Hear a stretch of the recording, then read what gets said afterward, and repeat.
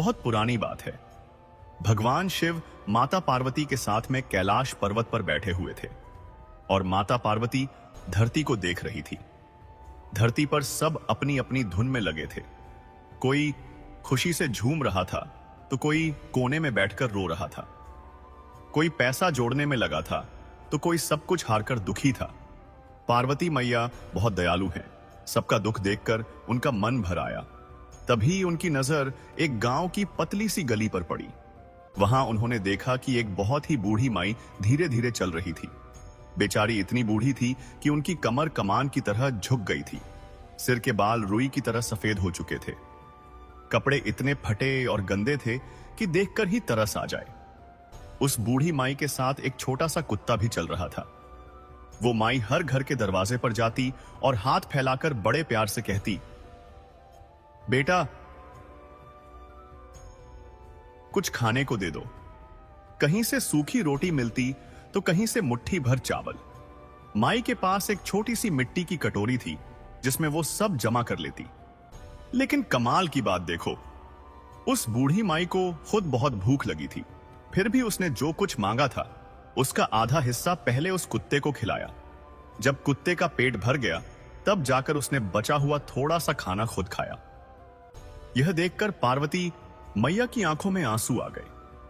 उनका दिल तड़प उठा। उन्होंने भोले बाबा का हाथ पकड़ा और भर्राई हुई आवाज में पूछा, हे प्रभु, यह बूढ़ी माई कौन है? इसके नसीब में इतना दुख क्यों लिखा है? क्या इसने कोई बहुत बुरा काम किया था या किसी और के लालच की सजा यह बेचारी भुगत रही है? भोलेनाथ, मुझे इस माई की पूरी कहानी सुनाओ। मेरा मन बहुत बेचैन है, ऐसा कुछ है। भगवान शिव ने पार्वती मैया की तरफ देखा और एक छोटी सी मुस्कान दी। उनकी उस मुस्कान में जैसे बहुत गहरा राजा छिपा था। उन्होंने कहा, हे पार्वती, जो हमें आंखों से दिखता है सच हमेशा वैसा नहीं होता। इस संसार का सच बहुत गहरा है। मैं तुम्हें इस माई की कहानी जरूर सुनाऊंगा, पर इसे सुनकर तुम्हें बहुत दुख होगा। तुम देखोगी कि कैसे लालच इंधा बना देता है और अपनों से ही दूर कर देता है। पार्वती मैया ने हाथ जोड़कर कहा, प्रभु आप बस सुनाइए। तब भोले बाबा ने अपनी मधुर आवाज में उस माई की कहानी शुरू की। उस बूढ़ी माई का असली नाम लाली था। आज तो लोग उसे बस भिखारन कहकर दुत्कार देते थे या कोई दयालु हुआ तो बुढ़िया माई कह देता था। लेकिन एक समय ऐसा था जब इस लाली का नाम बड़े मान सम्मान से लिया जाता था। लाली की कहानी इतनी दर्द भरी है कि अगर कोई पत्थर दिल इंसान भी सुन ले तो उसका कलेजा मुंह को आ जाए। मित्रों, आगे की कहानी में पता चलेगा कि कैसे एक भरे पूरे घर की मालकिन आज इस हालत में पहुंच गई। लाली का जन्म भारत की पवित्र नगरी काशी के पास बसे एक छोटे से गांव शिवपुर में हुआ था। शिवपुर एक साधारण गांव था जहां अधिकतर लोग खेती करके अपना जीवन चलाते थे। गांव के बीचों बीच भगवान शिव का एक प्राचीन और सुंदर मंदिर था, जहां हर सुबह शाम आरती होती और मंदिर की घंटियों की मधुर आवाज पूरे गांव में गूंज जाती थी।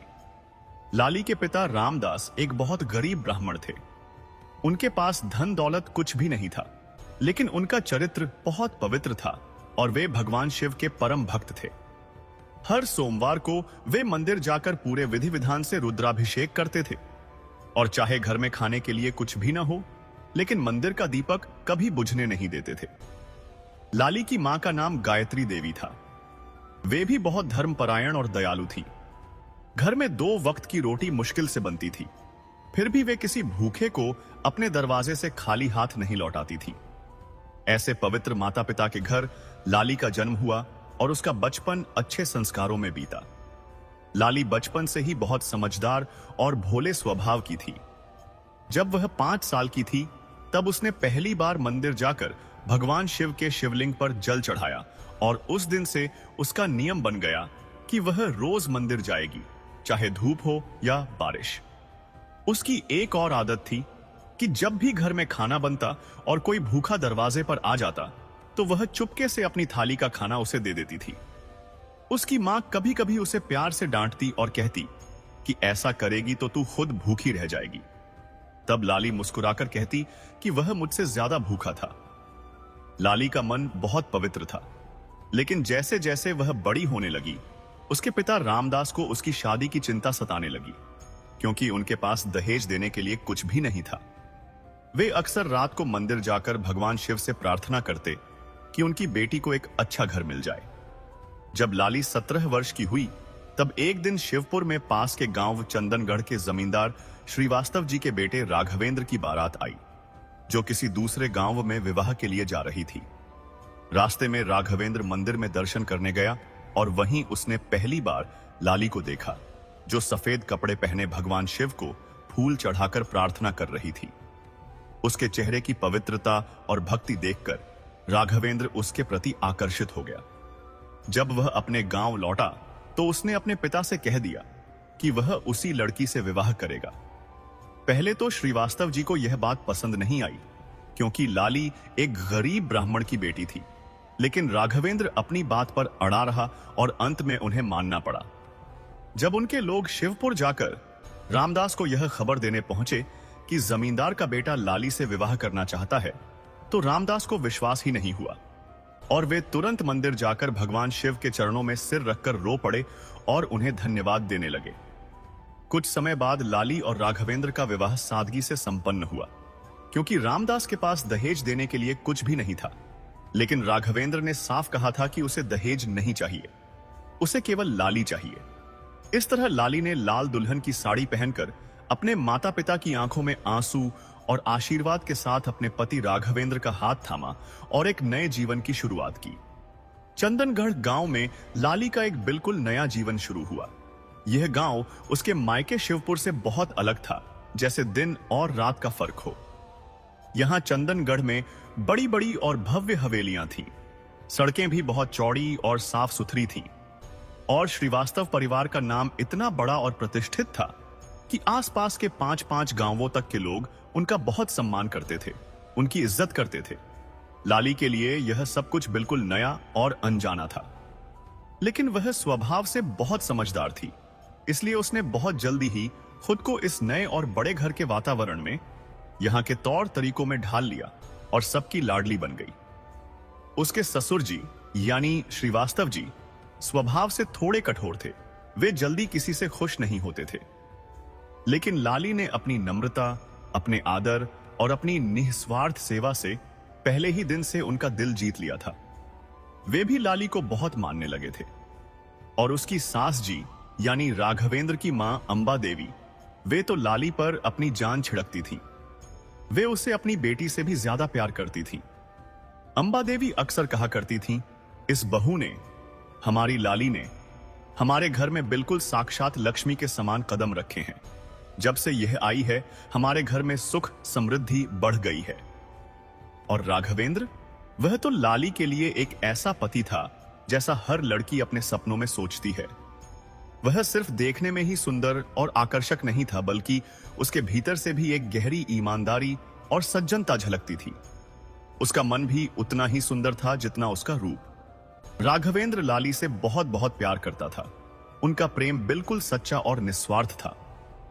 वे दोनों अक्सर साथ में गांव के मंदिर में दर्शन के लिए जाते, खेतों में घूमने जाते और रात को छत पर बैठकर आसमान के चमकते हुए तारे गिनते हुए घंटों बातें करते रहते थे। विवाह के 10 साल बीत जाने के बाद भी वे दोनों एक दूसरे के उतने ही करीब थे जितना वे अपनी शादी के पहले दिन थे। उनका प्यार समय के साथ और गहरा होता जा रहा था, लेकिन जैसा कि अक्सर होता है, जिंदगी ने एक बहुत बड़ी कमी भी रखी थी। 10 साल बीत जाने के बाद भी उनके घर में कोई संतान नहीं हुई थी। लाली इस बात से बहुत दुखी रहती थी। उसके मन में यह टीस हमेशा रहती थी। वह हर मंगलवार को गांव के शिव मंदिर में जाती और भगवान भोलेनाथ से संतान प्राप्ति के लिए, एक बच्चे के लिए सच्चे मन से प्रार्थना करती थी। गांव के लोग और रिश्तेदार भी आपस में फुसफुसाते थे, कानाफूसी करते थे। कुछ रिश्तेदारों ने तो राघवेंद्र को दूसरी शादी करने की भी सलाह दी थी ताकि घर में वारिस आ सके, लेकिन राघवेंद्र ने हर बार बड़ी ही स्पष्टता से, बिना किसी संकोच के कहा था, मेरे लिए मेरी लाली ही सब कुछ है, उसके अलावा मुझे कोई और नहीं चाहिए। जो भगवान भोलेनाथ को मंजूर होगा वही होगा। उसकी निष्ठा अद्भुत थी।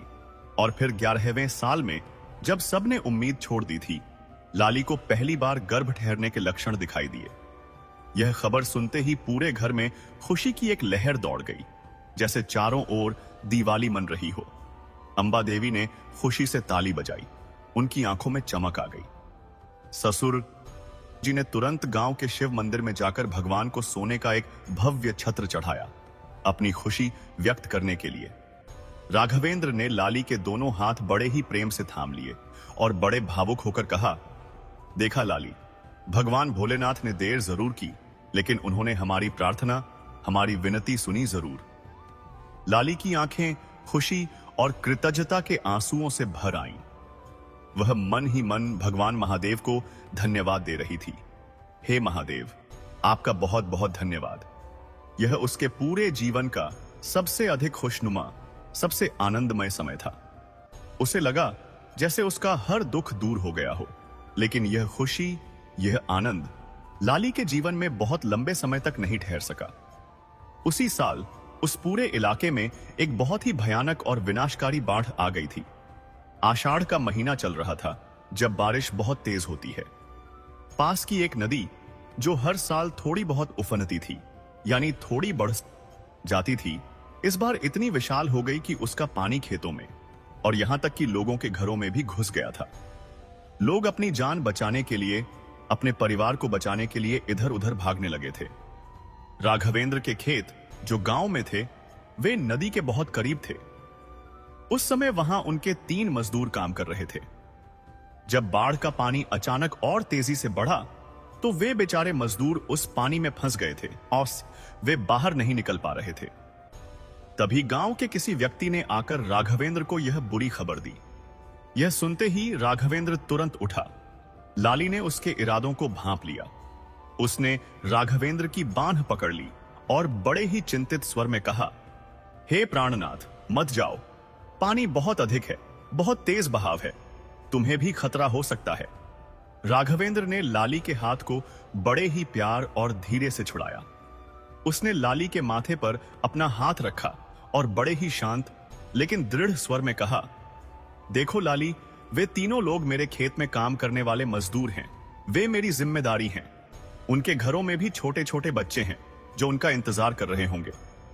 मैं उन्हें इस मुश्किल घड़ी में अकेला छोड़कर यहां घर में आराम से नहीं बैठ सकता। और इतना कहकर राघवेंद्र चला गया, अपनी जान की परवाह किए बिना। वह एक नाव लेकर नदी की ओर बढ़ा। उसने अपनी जान जोखिम में डालकर बहुत बहादुरी से उन तीनों मजदूरों को डूबने से बचाया। लेकिन जब वह तीसरे मजदूर को अपनी नाव पर चढ़ा रहा था, तभी नदी में एक बहुत ही भयानक और विशाल लहर आई। वह इतनी शक्तिशाली थी कि उसने राघवेंद्र की नाव को पलट दिया। तीनों मजदूर तो किसी तरह से किनारे पर पहुंच गए थे, वे बच गए थे। लेकिन राघवेंद्र वहां नहीं था। वह लहरों में कहीं खो गया था। उसका कोई पता नहीं चला। गांव के लोगों ने मिलकर बहुत देर तक राघवेंद्र को नदी में खोजा। वे घंटों तक उसे ढूंढते रहे, अपनी पूरी कोशिश की।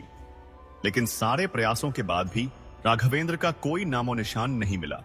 वह नहीं मिला। जब यह दिल दहला देने वाली खबर हवेली में पहुंची, तो राघवेंद्र की मां अंबा देवी के मुंह से एक तेज चीख निकली और वह तुरंत जमीन पर बैठ गई, जैसे उनके पैरों से जान निकल गई हो। ससुर जी श्रीवास्तव जी के हाथ से उनकी लाठी छूट गई और वे बेसुध से खड़े रह गए। और लाली, जो उस वक्त 5 महीने की गर्भवती थीं, जिनके गर्भ में राघवेंद्र का अंश पल रहा था, वह जैसे वहीं पर जम गई, बिल्कुल एक पत्थर की मूर्ति की तरह। वह हिल भी नहीं पा रही थी। लाली रोई नहीं, उसने कोई चीख भी नहीं मारी, कोई आवाज नहीं निकली उसके मुंह से। वह बस धीरे धीरे गांव के शिव मंदिर में गई, उसी मंदिर में जहां राघवेंद्र ने उसे पहली बार देखा था। वह शिवलिंग के सामने बैठ गई और बहुत देर तक एकटक बस शिवलिंग को ही देखती रही। उसकी आंखों में कोई भाव नहीं था, सिर्फ एक खालीपन था। फिर बहुत ही धीरे से उसके मुंह से सिर्फ इतना निकला, हे महादेव, यह आपने क्या कर दिया? यह कैसा न्याय है? उस रात हवेली में कोई भी नहीं सो पाया। सब राघवेंद्र के गम में डूबे थे। और उसके अगले दिन सुबह जब गांव के सभी लोग नदी किनारे राघवेंद्र को श्रद्धांजलि देने, उसे अंतिम प्रणाम करने के लिए गए, तो लाली भी वहां गई। उसके मन में एक संकल्प था। वहां नदी के किनारे खड़ी होकर लाली ने अपने दोनों हाथ जोड़े। उसकी आंखों में कोई आंसू नहीं थे, सिर्फ एक दृढ़ निश्चय था। उसने अपने मन में राघवेंद्र से बात करते हुए कहा, हे राघव, मेरे प्रिय, तुमने अपने कर्तव्य के लिए, उन मजदूरों की जान बचाने के लिए अपनी जान की कुर्बानी दे दी। मैं तुम्हें जाने से रोक नहीं पाई, और शायद यह सही भी था। लेकिन जो अंश, जो तुम्हारी निशानी तुमने मेरे भीतर छोड़ी है, यानी हमारा बच्चा, उसे मैं पूरे प्रेम और शक्ति से पालूंगी, उसकी रक्षा करूंगी। मैं तुम्हारे बेटे को इतना बड़ा और महान बनाऊंगी कि तुम जहां कहीं भी हो, वहां से गर्व के साथ कह सको, यह मेरा बेटा है, यह मेरा वंशज है। यह सिर्फ एक प्रतिज्ञा नहीं थी, यह उसके जीवन का आधार बन गई थी। उसकी आंखों में जो दिख रहा था, वे केवल आंसू नहीं थे, वे तो उसके भीतर पल रहा एक मजबूत संकल्प था, एक अटल निश्चय था। उसने अपने मन में एक गांठ बांध ली थी। राघवेंद्र के इस तरह अचानक चले जाने के बाद हवेली में जो कुछ भी हुआ, वह लाली के लिए एक और गहरा आघात था, एक और बड़ा दुख था। उसके ससुर जी श्रीवास्तव जी को अपने इकलौते बेटे राघवेंद्र के जाने का इतना गहरा सदमा लगा, इतना बड़ा दुख हुआ कि वे 1 महीने के अंदर ही बहुत अधिक बीमार पड़ गए। और उसके ठीक 3 महीने बाद उनका भी देहांत हो गया। वे भी इस दुनिया से चले गए। अंबा देवी, जो पहले से ही अपने बेटे राघवेंद्र को खोने के गम में पूरी तरह टूट चुकी थीं, उन्होंने अब अपने पति को भी खो दिया था। इतने गहरे दुखों को वे सहन नहीं कर पाईं। 1 साल से भी कम समय के अंदर वे भी इस दुनिया को छोड़कर चली गईं। लाली बिल्कुल अकेली पड़ गई थी। लाली अब बिल्कुल अकेली हो गई थी। उसके सिर से जैसे पूरा आसमान ही हट गया था। उस विशाल हवेली में अब सिर्फ वह अकेली ही रहती थी। हवेली की बड़ी बड़ी दीवारें और उसके खाली कमरे उसे सताते थे, और उसके साथ था उसका गर्भ, जिसमें राघवेंद्र का अनमोल अंश पल रहा था, जो उसकी एकमात्र उम्मीद थी। कुछ रिश्तेदार जो दूर दूर के थे, वे हवेली में आए। उनमें से कुछ की नीयत अच्छी नहीं थी। उनकी नजरें हवेली की विशाल संपत्ति पर गड़ी हुई थी। वे उसे हड़पना चाहते थे। कुछ रिश्तेदारों ने थोड़ी दया और सहानुभूति भी दिखाई, लेकिन लाली ने अपनी आत्मसम्मान को बनाए रखा। उसने किसी के भी सामने अपना हाथ नहीं फैलाया, किसी से कोई मदद नहीं मांगी। वह बहुत मजबूत थी। लाली ने अपने ससुर जी के वकील को बुलाया। उसने हवेली और जमीन के जो भी कानूनी कागजात थे, वे सब बड़े ध्यान से संभाल लिए। हवेली बहुत बड़ी थी और ढेर सारी जमीन भी थी, लेकिन अब उन्हें संभालने वाला कोई पुरुष सदस्य नहीं था, कोई देखने वाला नहीं था। उसी साल फाल्गुन के महीने में, जब सर्द रातें धीरे धीरे थोड़ी कम ठंडी होने लगी थीं और सुबह की हवा में एक हल्की सी गर्मी और ताजगी आने लगी थी, तब लाली के गर्भ से एक नन्हे से बच्चे की किलकारी गूंज उठी। यह एक नई शुरुआत थी। लाली को एक बेटा हुआ था। जब लाली ने उसे पहली बार अपनी छाती से लगाया, तो उसकी आंखों से ढेर सारे आंसू बह निकले। लेकिन ये आंसू किसी दुख या दर्द के नहीं थे। ये वे आंसू थे जो तब निकलते हैं जब एक टूटी हुई, बिखरी हुई जिंदगी में अचानक एक नई और चमकीली रोशनी आती है, जब आशा की किरण दिखती है। वह बहुत खुश थी। उसने अपने बेटे का नाम बड़े ही प्रेम से देवराज रखा। देवराज का अर्थ होता है जो देवों में, यानी देवताओं में राज करे। यह नाम उसने बड़े सपनों के साथ रखा था। लाली ने अपने बेटे देवराज को पालते हुए जो अगले 15 साल बिताए, वे किसी भयंकर युद्ध से कम नहीं थे। उसे हर दिन एक नई चुनौती का सामना करना पड़ता था। वह अकेली एक औरत थी और गांव में चारों तरफ लोगों की नजरें उस पर लगी रहती थीं। हवेली की विशाल संपत्ति तो थी, लेकिन उसे ठीक से चलाने के लिए कोई पुरुष सदस्य नहीं था, कोई मजबूत हाथ नहीं थे। खेती की बड़ी जमीनें थीं, लेकिन उन पर काम करने के लिए कोई नहीं था, कोई उनकी देखभाल करने वाला नहीं था। उसके कुछ रिश्तेदार अक्सर हवेली में आते रहते थे, और जब उन्हें लगता कि लाली अब थोड़ी कमजोर पड़ रही है या उसे कोई आर्थिक परेशानी है, तो वे धीरे धीरे कोई न कोई कानूनी कागज पर दस्तखत करवाकर कोई जमीन का टुकड़ा या कोई संपत्ति का हिस्सा अपने नाम करवाने की कोशिश करते रहते थे। वे उसे छलने की फिराक में रहते थे, लेकिन लाली बहुत हिम्मत वाली थी। उसने हर बार उन लालची रिश्तेदारों को अपनी चाल में कामयाब नहीं होने दिया। हर बार उन्हें मुंह की खाने पर मजबूर किया, यानी उन्हें हरा दिया। वह अपनी संपत्ति को बचाकर रखती थी। लाली ज्यादा पढ़ी लिखी नहीं थी, उसे अक्षर ज्ञान बहुत कम था, लेकिन उसके पास एक अद्भुत स्वाभाविक बुद्धि थी। वह बहुत समझदार थी। उसने गांव के एक बहुत ही ईमानदार और ज्ञानी पंडित जी, जिनका नाम पंडित विश्वनाथ था, उनकी मदद लेने का फैसला किया। पंडित विश्वनाथ उम्र में काफी बूढ़े हो चुके थे, लेकिन वे बहुत समझदार और न्यायप्रिय व्यक्ति थे। उन्होंने राघवेंद्र को उसके बचपन से देखा था, उसे बहुत मानते थे, और लाली को तो वे अपनी सगी बेटी की तरह ही मानते थे। उस पर उनका बहुत स्नेह था। पंडित विश्वनाथ ने लाली को हर छोटी बड़ी बात में सही मार्गदर्शन दिया, उसे रास्ता दिखाया। उन्होंने हवेली के सभी जरूरी कागजात बड़े संभाल कर रखे, और जो रिश्तेदार धोखे से लाली को बेवकूफ बनाने की कोशिश करते थे, उनके सामने वे कानून का नाम लेकर मजबूती से खड़े हो जाते थे, जिससे वे रिश्तेदार डर जाते थे। और लाली ने अपनी खेती की जमीनें कुछ लोगों को किराए पर दे दी। उन खेतों से जो किराया मिलता था, उसी से हवेली का खर्च चलता था और देवराज का पालन पोषण होता था। धीरे धीरे देवराज बड़ा हो रहा था, उसकी परवरिश ठीक से हो रही थी। देवराज जब बड़ा हुआ तो वह बहुत ही तेज बुद्धि का बालक निकला। उसे जो कुछ भी सिखाया जाता था, वह एक बार में ही अच्छी तरह समझ लेता था। उसकी सीखने की क्षमता अद्भुत थी। लाली ने पहले उसे गांव की छोटी सी पाठशाला में पढ़ने के लिए भेजा। फिर जब पंडित विश्वनाथ ने देखा कि यह बच्चा कोई साधारण नहीं है, इसमें बहुत प्रतिभा है, इसे और आगे पढ़ाना चाहिए, तब लाली ने एक बहुत बड़ा और मुश्किल फैसला किया। उसने अपनी हवेली का एक कमरा किराए पर दे दिया ताकि कुछ आय हो सके।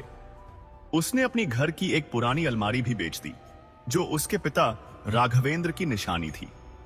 और इस सब पैसों से उसने देवराज को पास के बड़े शहर में पढ़ने के लिए भेजा, ताकि उसे अच्छी शिक्षा मिल सके। यह उसके लिए बहुत बड़ी कुर्बानी थी। जब देवराज शहर जाने के लिए तैयार हुआ, तो लाली ने उसे अपनी छाती से बड़े कसकर लगाया, जैसे उसे फिर से खो न दे।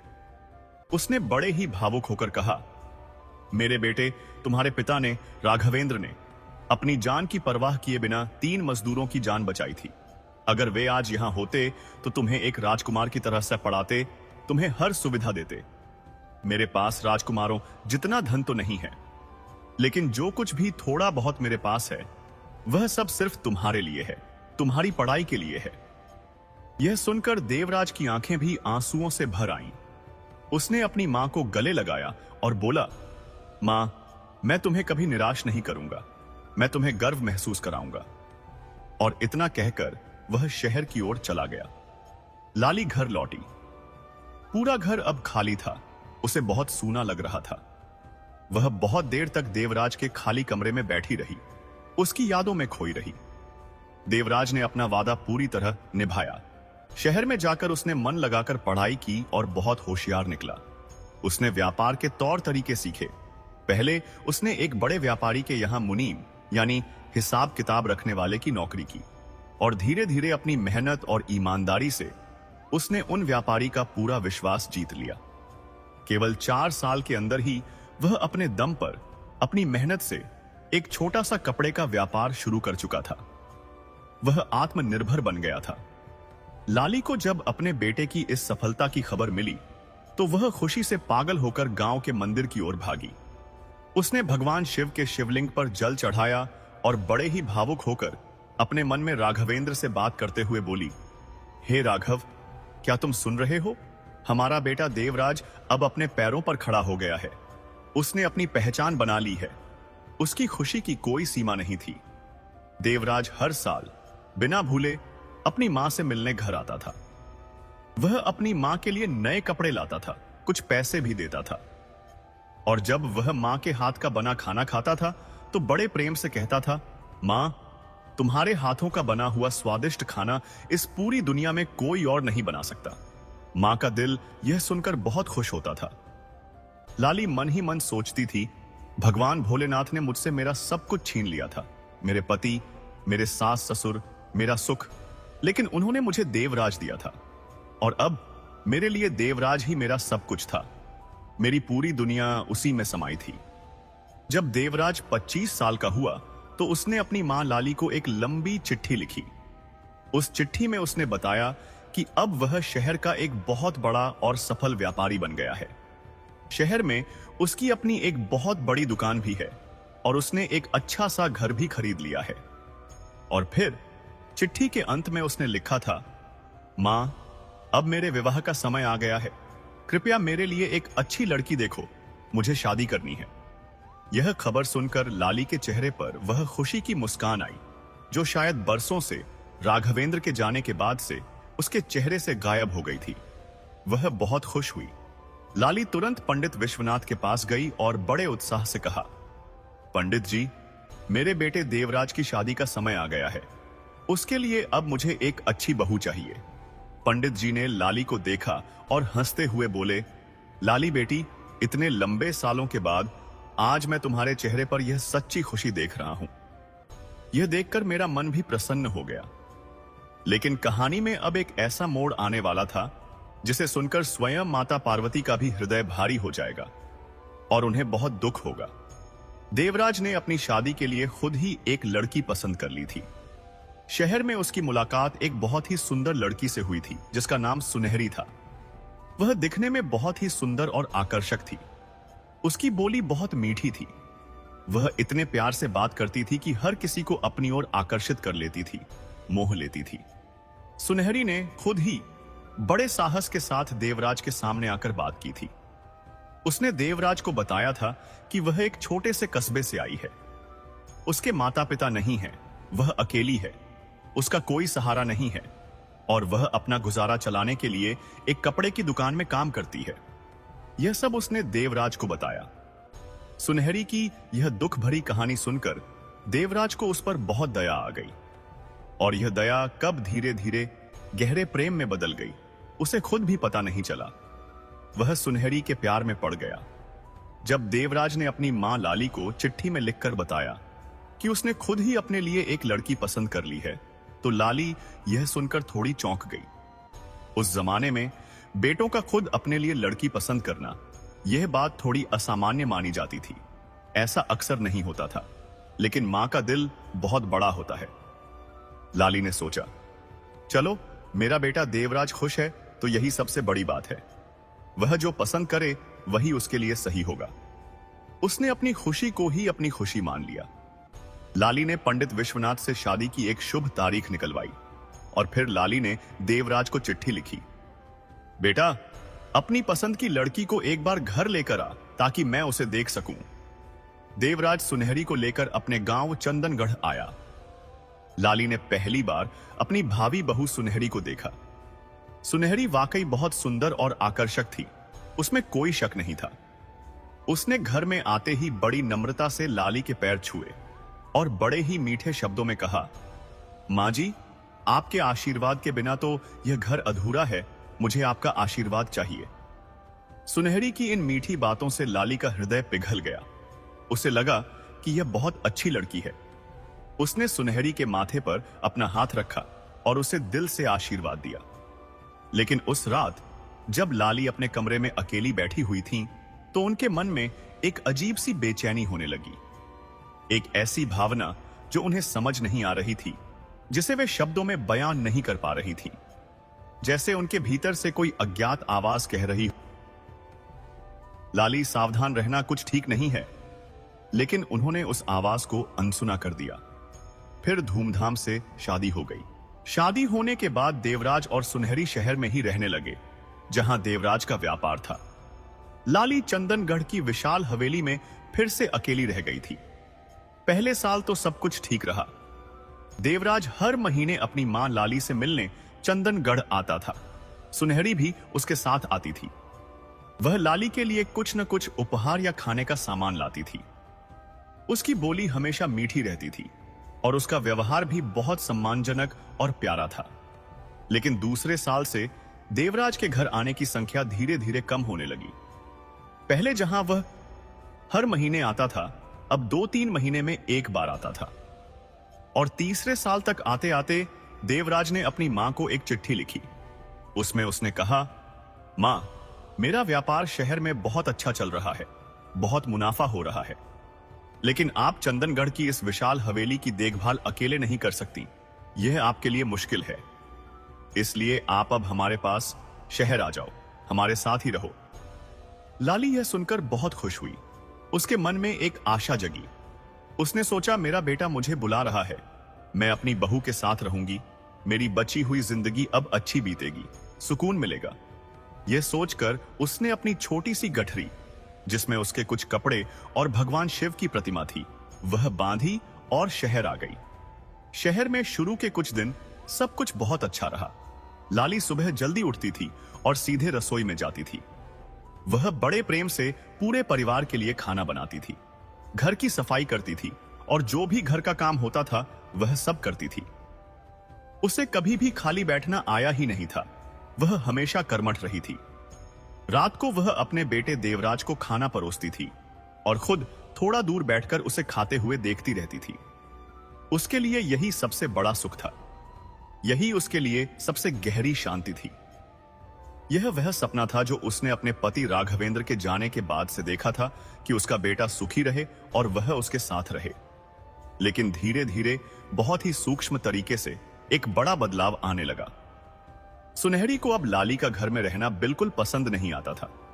उसे अब लाली की उपस्थिति खटकने लगी थी। पहले तो छोटी छोटी बातों पर नोक झोंक होने लगी।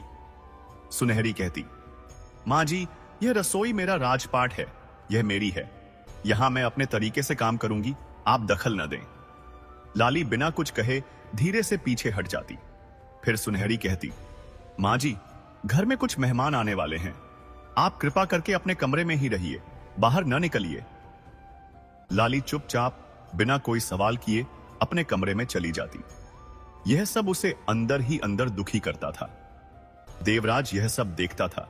वह अपनी मां और पत्नी के बीच होने वाली इन बातों को देखता था, लेकिन वह कुछ नहीं कहता था, चुपचाप रहता था। अपनी मां और पत्नी के बीच में फंसा हुआ देवराज हर बार अपनी पत्नी सुनहरी की तरफ ही झुक जाता था, उसी का पक्ष लेता था। फिर एक दिन ऐसा आया जिसने लाली की पूरी जिंदगी को ही बदल दिया। वह दिन आषाढ़ के महीने की एक बहुत गर्म दोपहर थी। लाली पास के मंदिर से दर्शन करके वापस घर लौट रही थी। घर में उस समय सुनहरी की मां भी आई हुई थी। वह एक मोटी, बहुत ही दबंग और प्रभावशाली स्वभाव की औरत थी। वे दोनों एक कमरे में बैठकर आपस में कुछ बातें कर रही थी। लाली ने अनजाने में, बिना किसी इरादे के, उनकी कुछ बातें सुन ली जो उसे सुननी नहीं चाहिए थी। सुनहरी की मां बड़े ही कठोर स्वर में कह रही थी, अरे बेटी, ये बुढ़िया यहां तुम्हारे घर में क्यों रह रही है? चंदनगढ़ की इतनी बड़ी हवेली तो उसकी है, फिर यहां तुम्हारे छोटे से घर में आकर क्यों बैठी है? यह तो देवराज की मेहनत की कमाई पर जी रही है। जब तक यह बुढ़िया तुम्हारे घर में रहेगी तब तक इस घर में कभी सुख शांति नहीं आएगी। सुनहरी ने जवाब में कहा, हां मां, मैं भी अब इस सबसे थक गई हूं। मुझे भी यह पसंद नहीं है। मुझे देवराज को समझाना ही पड़ेगा। यह सुनकर लाली वहीं से वापस मुड़ गई। उसका दिल टूट गया था। वह अपने कमरे में आई। उसने कमरे का दरवाजा बंद किया और बहुत देर तक छत की ओर एकटक देखती रही। उसकी आंखों में कोई भाव नहीं था, सिर्फ एक खालीपन था। उसके मन में बहुत गहरा दर्द था। उस रात देवराज जब व्यापार से घर लौटा तो सुनहरी ने उससे कुछ बातें की, कुछ फुसफुसाहट हुई। उसके बाद देवराज मां के कमरे में आया और उसने बड़े ही संकोच के साथ कहा, मां, मुझे आपसे कुछ जरूरी बात करनी है। लाली ने अपने बेटे देवराज को देखा। यह वही देवराज था जिसे उसने अपनी कोख में 9 महीने पाला था, जिसे उसने अपनी छाती का दूध पिलाया था, जिसके लिए उसने अपनी जिंदगी का एक एक पैसा, एक एक रुपया जोड़ा था, जिसके लिए उसने अपने पति राघवेंद्र के जाने के बाद भी कभी हिम्मत नहीं हारी थी, कभी कमजोर नहीं पड़ी थी। वह अपने बेटे को पहचान रही थी। देवराज ने कहा, मां, यह घर थोड़ा छोटा है, यहां हमारे लिए रहने की जगह कम है, इसलिए आप वापस चंदनगढ़ अपनी हवेली में चली जाओ। यह बात कहते हुए उसकी नजरें मिली नहीं। लाली ने सवाल किया, मैं हवेली में अकेली? वहां तो कोई नहीं है। देवराज ने अपनी आंखें चुरा ली। वह अपनी मां से नजरें नहीं मिला पाया। उसे शर्म आ रही थी। लाली ने उसकी चुप्पी देखकर कहा, बेटा, संकोच मत कर, जो कहना है सीधे सीधे बोल दे। देवराज कुछ देर तक चुप रहा। उसके मुंह से कोई शब्द नहीं निकल रहा था। फिर उसने बहुत ही धीरे लेकिन स्पष्ट शब्दों में कहा, मां, आप चंदनगढ़ वाली हवेली बेच दो और यहां शहर में अपने लिए एक छोटा सा किराए का कमरा ले लो। यह बात लाली के लिए एक सदमे की तरह थी। वह सिर्फ एक जुमला नहीं था, वह एक ऐसा वाक्य था जिसने लाली के दिल को छलनी कर दिया था। मां, हवेली बेच दो। यह वही हवेली थी जो उसके प्यारे पति राघवेंद्र की विरासत थी, जो उसके ससुर श्रीवास्तव जी की निशानी थी। यह वही हवेली थी जिसे लाली ने अपने खून और पसीने से, अपनी पूरी मेहनत से इतने सालों तक अकेले बचाकर रखा था। अब उसका अपना बेटा उसे बेचने को कह रहा था। लाली की सांसें जैसे गले में ही अटक गईं।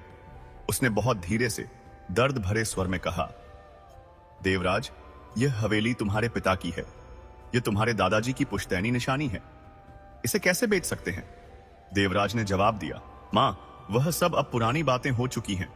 अब जो आज है, जो वर्तमान है, उसे देखो। और लाली ने देखा। उसने अपने बेटे देवराज की आंखों में देखा। वहां उसे अपनी मां के लिए कोई प्रेम दिखाई नहीं दिया। वहां उसे अपने पति राघवेंद्र की छवि या संस्कार की कोई छाया भी नहीं दिखी। वहां तो बस सुनहरी का गहरा प्रभाव और उसका लालच स्पष्ट दिखाई दे रहा था। यह देखकर उसका दिल बैठ गया। उसी रात लाली ने अपने मन में एक बहुत बड़ा और कड़ा फैसला कर लिया था। उसे समझ आ गया था कि अब उसका यहां कोई स्थान नहीं है। अगले दिन सुबह जब देवराज अपने व्यापार के लिए घर से निकला तो सुनहरी सीधे लाली के कमरे में आई। अब उसका स्वर बिल्कुल भी मीठा नहीं था। उसकी आवाज में कठोरता थी। वह सीधे और रूखे स्वर में बोली, मां जी, आपने देवराज को बहुत अधिक तकलीफ दी है। वे आपकी बातें सुन सुनकर बहुत परेशान हो चुके हैं।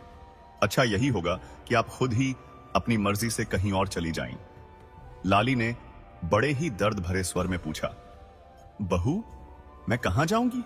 मेरा तो कोई नहीं है। सुनहरी ने बेरुखी से जवाब दिया, यह मुझे नहीं पता, यह आपकी समस्या है। और इतना कहकर वह वापस जाने लगी। दरवाजे पर रुककर उसने एक और बात कही जो किसी तलवार की तरह चुभी, और हां मां जी, हमने वैसे भी हवेली के सभी कानूनी कागजात देख लिए हैं। वह हवेली देवराज के नाम पर है। अगर आपने खुद अपनी मर्जी से यहां से जाने का फैसला नहीं किया तो देवराज को मजबूर होकर कानूनी तरीके से कुछ सोचना पड़ेगा। यह बात एक खुली धमकी थी, एक चेतावनी थी। यह सिर्फ एक धमकी नहीं थी, यह उसके आत्मसम्मान पर एक गहरा वार था। लाली के हाथ में भगवान शिव की एक छोटी सी प्रतिमा थी जो उसे राघवेंद्र ने अपनी शादी के समय उपहार में दी थी। उसने उस प्रतिमा को और कसकर पकड़ लिया, जैसे उसी में उसकी आखिरी उम्मीद बची हो। उसने भगवान से शक्ति मांगी। उस दोपहर जब सुनहरी कहीं बाहर गई हुई थी, देवराज घर लौटा और उसने जो कुछ भी किया उसे देखकर शायद आसमान भी शर्म से झुक जाए। कोई भी पिता अपने बेटे से ऐसी उम्मीद नहीं कर सकता था। उसने अपनी मां लाली की छोटी सी गठरी, जिसमें उसके सारे जीवन की पूंजी थी, उसे घर के दरवाजे के बाहर रख दिया। लाली दरवाजे पर ही खड़ी थी। देवराज ने अपनी मां से आंखें नहीं मिलाईं। वह अपनी इस हरकत से खुद भी शर्मिंदा था। उसने बस इतना सा कहा, मां, जाओ। उसकी आवाज में कोई भावना नहीं थी, सिर्फ एक खालीपन था। लाली ने एक बार अपने बेटे देवराज को देखा। उस एक पल में उसकी आंखों के सामने पूरी जिंदगी घूम गई। उसे वह दिन याद आया जब देवराज पहली बार उसके पेट में हिला था, जब उसने पहली बार एक मां होने का एहसास किया था। उसे वह दिन याद आया जब देवराज ने पहली बार तुतलाकर मां कहा था। उसे वह दिन भी याद आया जब देवराज स्कूल जाते हुए रोया था और लाली ने उसे बड़े प्यार से गले लगाकर चुप कराया था। ये सारी यादें उसके मन में कौंध गईं। लाली की आंखें आंसुओं से भर आईं, लेकिन वह रोई नहीं। उसने अपने आंसुओं को भीतर ही रोक लिया।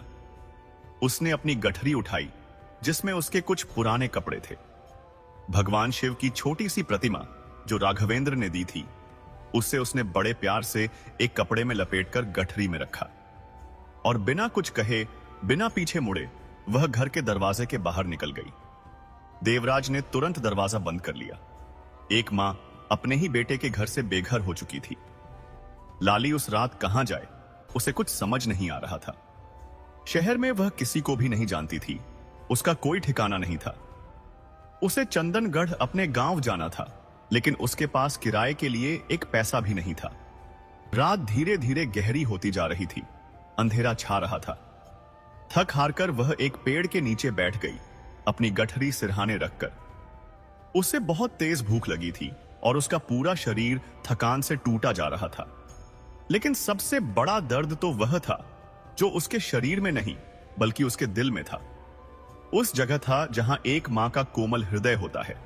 यह दर्द किसी भी शारीरिक दर्द से कहीं ज्यादा गहरा था। वह बस वहीं बैठी रही पूरी रात। उसे नींद भी नहीं आई थी। सुबह हुई तो वह धीरे से उठी। पास में ही एक नल था, वहां से उसने थोड़ा पानी पिया और फिर एक छोटे से मंदिर के पास जाकर बैठ गई। किसी दयालु व्यक्ति ने उसे उस हालत में देखा और उसे एक रोटी दे दी। यह उसके जीवन में पहली बार था जब लाली ने किसी और का दिया हुआ भोजन खाया था, वह भी बिना कुछ किए। उसे यह बिल्कुल अच्छा नहीं लगा। उसे लगा जैसे उसके पैरों तले से जमीन खिसक रही हो, जैसे उसका आत्मसम्मान टूट रहा हो। उसे लगा जैसे उसके पति राघवेंद्र की आत्मा उसे देख रही हो। उसे बहुत अधिक शर्म महसूस हुई, लेकिन तभी उसने अपने मन में सोचा, नहीं, मुझे शर्म किस बात की? मैंने तो अपनी पूरी जिंदगी में कभी किसी का बुरा नहीं किया, कभी किसी को धोखा नहीं दिया। जो कुछ भी मुझे मिला वह मेरे अच्छे नसीब से मिला था, और जो कुछ भी मुझसे छीन लिया गया वह मेरे नसीब से ही गया। किसी से भोजन मांगना, भीख मांगना कोई बुरा काम नहीं है। शर्म तो उन लोगों को आनी चाहिए जो लालच में इतने डूब गए थे कि उन्होंने अपने ही रिश्तों का अपमान किया, अपने ही माता पिता को घर से निकाल दिया। यह बात सोचकर अपने मन को मजबूत करके उसने वह रोटी खाई। अब उसे थोड़ी शांति महसूस हुई। उसी दिन एक बहुत ही अजीब सा, एक छोटा सा चमत्कार हुआ। लाली अभी भी मंदिर के पास ही बैठी हुई थी। तभी कहीं से एक छोटा सा काला रंग का कुत्ता उसकी ओर आया। वह अपने पांव उठाकर रख रहा था, जैसे उसके एक पांव में कुछ तकलीफ हो, वह लंगड़ा रहा हो। वह कुत्ता सीधा लाली के पास आया और उसकी छोटी सी गठरी के बगल में जाकर बैठ गया। लाली ने उस कुत्ते को देखा। उसने पाया कि उसके एक पांव में एक छोटी सी चोट लगी थी। लाली ने बिना कुछ सोचे अपनी साड़ी का एक कोना फाड़ा और उस कपड़े को उस कुत्ते के घायल पांव पर बड़े प्यार से बांध दिया, जैसे कोई मां अपने बच्चे का घाव बांधती है। उसकी करुणा अभी भी जीवित थी। कुत्ता बड़े ही ध्यान से लाली की ओर देखता रहा। उसकी आंखें बहुत अजीब थीं, वे गहरी काली थीं और उनमें एक ऐसी समझदारी, एक ऐसी बुद्धिमानी दिखाई दे रही थी जो किसी साधारण जानवर में शायद ही होती है। उसकी आंखों में एक अजीब सा आकर्षण था। जब लाली उठकर आगे जाने लगी तो वह कुत्ता भी तुरंत उठ खड़ा हुआ। लाली रुकी और उसने कुत्ते से कहा, मेरे साथ मत आ बेटा, मेरे पास अब कुछ भी नहीं है, मैं तुम्हें कुछ भी नहीं दे सकती। लेकिन कुत्ता नहीं रुका। जब लाली चली तो कुत्ता भी उसके पीछे पीछे चलने लगा। जब लाली रुकी तो कुत्ता भी वहीं रुक जाता था। वह उसका पीछा नहीं छोड़ रहा था। उस दिन से वह कुत्ता लाली का अटूट साथी बन गया था, उसका साया बन गया था। लाली ने उसका नाम बड़े प्यार से धर्मा रखा। उसने ऐसा इसलिए किया क्योंकि उस भयानक अकेलेपन में, जब उसका सब कुछ उससे छूट गया था, उसके अपने बेटे ने भी उसे छोड़ दिया था। तब यह छोटा सा बेजुबान जीव उसके पास आया था। और धर्म का अर्थ ही तो यही होता है, जो हमें कभी अकेला न छोड़े, जो हमेशा हमारा साथ निभाए। यह कुत्ता ही उसका असली धर्म बन गया था। धीरे धीरे लाली और धर्मा की एक नई दिनचर्या बन गई थी, एक नया नियम बन गया था। सुबह जल्दी उठो, पास के छोटे से मंदिर में जाकर भगवान को प्रणाम करो, उनका आशीर्वाद लो। फिर आसपास के घरों में जाओ, वहां से भोजन मांगो, और जो कुछ भी थोड़ा बहुत भोजन मिलता था उसे लाली सबसे पहले धर्मा को खिलाती थी। उसके बाद ही जो कुछ थोड़ा सा बचता था वह खुद खाती थी। यह उसका एक अटल नियम बन गया था, एक प्रतिज्ञा की तरह। चाहे खुद को भूखा रहना पड़े, लेकिन धर्मा को कभी भूखा नहीं रखना था। यह उसका प्रेम था। लोग उन्हें देखकर हंसते थे, उन पर ताने मारते थे। कोई कहता, देखो ये बुढ़िया तो पागल हो गई है, कुत्ते को पहले खिलाती है। तो कोई कहता, अरे ये कुत्ते को पहले और खुद को बाद में क्यों खिलाती है। वे लाली को समझते नहीं थे। लाली उनके तानों पर ध्यान नहीं देती थी। वह बस इतना कहती थी, यह मुझसे ज्यादा वफादार है, इसकी वफादारी का हक है इसे कि इसे पहले मिले। धर्मा सच में बहुत ही समझदार और वफादार कुत्ता था। वह लाली के पास हमेशा रहता था, उसका साया बन गया था। रात को वह लाली के बिल्कुल पास सोता था, उसे गर्मी देता था। जब कोई व्यक्ति भीड़ में लाली को धक्का देता था तो धर्मा तुरंत उसके सामने आकर खड़ा हो जाता था, उसे बचाता था। और जब लाली बीमार होती थी तो धर्मा उसके पांव के पास शांति से बैठा रहता था, जैसे उसकी सेवा कर रहा हो। वह हर पल उसके साथ था। लाली ने धीरे धीरे यह गहराई से महसूस किया, इस दुनिया में जिसे इंसान कहते हैं उसी ने मुझे घर से निकाल दिया, मुझे धक्का दिया। और जिसे लोग जानवर कहते हैं वह आज मेरे सबसे बुरे समय में मेरे साथ खड़ा है। यह सोच उसे अंदर से कहीं कहीं बहुत अधिक दुखी करती थी। उसे दर्द होता था और कहीं कहीं उसे एक अजीब सी शांति भी महसूस होती थी कि कम से कम कोई तो उसके साथ है, कोई तो उसे समझता है। वह दिन पर दिन चलती रही, एक गांव से दूसरे गांव। जब एक जगह के लोग उसे देखकर थक जाते थे या उसे परेशान करने लगते थे तो वह आगे बढ़ जाती थी, एक नई जगह की तलाश में। धर्मा हमेशा उसके साथ रहता था, एक सच्चे साथी की तरह। कभी कभी रात को जब वह खुले आसमान के नीचे सोती थी और ऊपर अनगिनत तारे चमकते थे तो उसे अपने प्रिय पति राघवेंद्र की याद आती थी। वह मन ही मन उनसे बातें करती थी जैसे वे उसके साथ ही हों। वह कहती थी, हे राघव, देखो तुम्हारे जाने के बाद मेरा यह हाल है, लेकिन मैं ठीक हूं, तुम चिंता मत करना। भोलेनाथ ने मुझे धर्मा दिया है, वह मेरा ख्याल रखता है। धर्मा उस समय उसके पांव के पास अपना सिर रखकर शांति से सोया होता था, जैसे वह भी उनकी बातें सुन रहा हो। लेकिन इस कहानी का सबसे बड़ा और गहरा रहस्य वह तो अभी शुरू भी नहीं हुआ था। एक दिन लाली और धर्मा पता नहीं क्यों चंदनगढ़ गांव की तरफ जा रहे थे। लाली को खुद भी ठीक से नहीं पता था कि वह क्यों उस ओर जा रही है। शायद वह एक बार अपनी पुरानी हवेली को देखना चाहती थी, उस जगह को जहां उसने सुख देखा था। शायद वह अपने प्यारे पति राघवेंद्र की पुरानी यादों को छूना चाहती थी, उन्हें फिर से महसूस करना चाहती थी। चंदनगढ़ गांव से थोड़ा पहले ही एक बहुत पुराने शिव मंदिर के खंडहर मौजूद थे। यह मंदिर इतना पुराना था कि इसकी उम्र सैकड़ों साल थी। लोग कहते थे कि बहुत बहुत साल पहले किसी समय में यहां एक बहुत ही विशाल और भव्य शिव मंदिर हुआ करता था।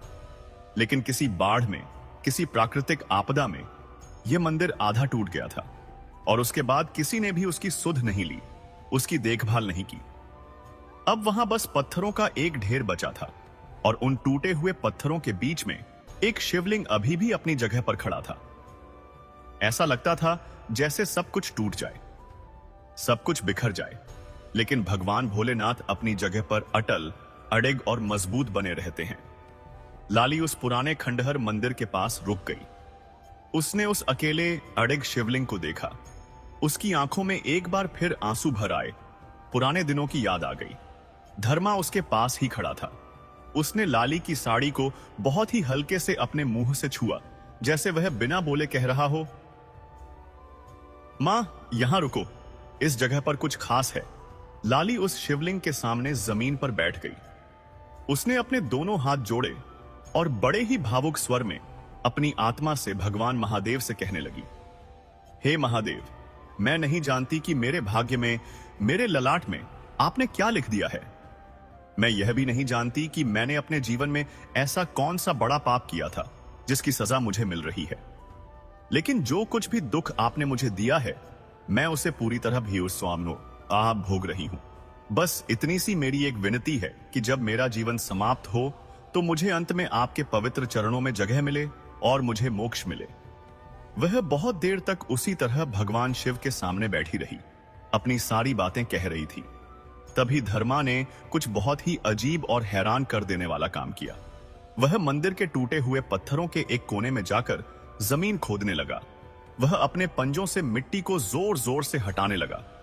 लाली ने उसे ऐसा करते देखा और बड़े प्यार से बोली, धर्मा, क्या हुआ? क्या ढूंढ रहा है? लेकिन धर्मा रुका नहीं, वह लगातार खोदता रहा। लाली उठी और धर्मा के पास गई। उसने देखा कि जिस जगह पर धर्मा खोद रहा था वहां की जमीन थोड़ी अलग लग रही थी। वह बाकी जगह से हटकर थी। ऐसा लग रहा था जैसे किसी ने पहले कभी यहां कुछ दबाया हो, कुछ छिपाया हो। लाली ने खुद एक बड़ा पत्थर उठाया और उस जगह पर खोदना शुरू किया जहां धर्मा ने इशारा किया था। थोड़ी ही देर की खुदाई के बाद उसके हाथ में एक चीज आई। वह एक पुरानी, मिट्टी से पूरी तरह लिपटी हुई तांबे की डिबिया थी, एक छोटी सी संदूकची। लाली ने उस डिबिया को बड़े ध्यान से साफ किया, उस पर लगी मिट्टी हटाई। डिबिया बहुत मजबूत तरीके से बंद थी, ऊपर से मोम से उसे सील किया गया था ताकि कोई उसे खोल न सके, और उसके ऊपर संस्कृत भाषा में कुछ लिखा हुआ था। लाली पढ़ी लिखी नहीं थी, इसलिए वह उसे पढ़ नहीं सकती थी, लेकिन उसने उस डिबिया को अपनी छाती से लगा लिया। उसे एक अजीब सा एहसास हुआ कि यह कोई साधारण चीज नहीं है। उस रात लाली उसी पुराने खंडहर शिव मंदिर में ही रुकी। रात बहुत ठंडी थी, लेकिन उसे इसकी कोई परवाह नहीं थी। वह तो उस डिबिया में खोई थी। धर्मा भी उसके बिल्कुल पास बैठा था, और लाली के मन में पहली बार इतने सालों बाद एक अजीब सी शांति और सुकून था। उसे ऐसा लग रहा था जैसे कुछ बहुत बड़ा होने वाला है, जैसे स्वयं भगवान भोलेनाथ उसे कुछ संकेत दे रहे हों, कोई संदेश देना चाह रहे हों। अगले दिन सुबह लाली और धर्मा चंदनगढ़ गांव पहुंचे। यह उसका अपना पुराना गांव था, जहां उसने अपने जीवन के सुखद पल बिताए थे। यहां की हर गली उसे आज भी अच्छे से याद थी, जैसे कल की ही बात हो। यहां के पेड़, यहां की हवाएं, सब उसे जानते थे। यहां की मिट्टी के कण कण में उसके प्यारे पति राघवेंद्र की अनमोल यादें बसी हुई थीं। यह जगह उसके लिए बहुत खास थी।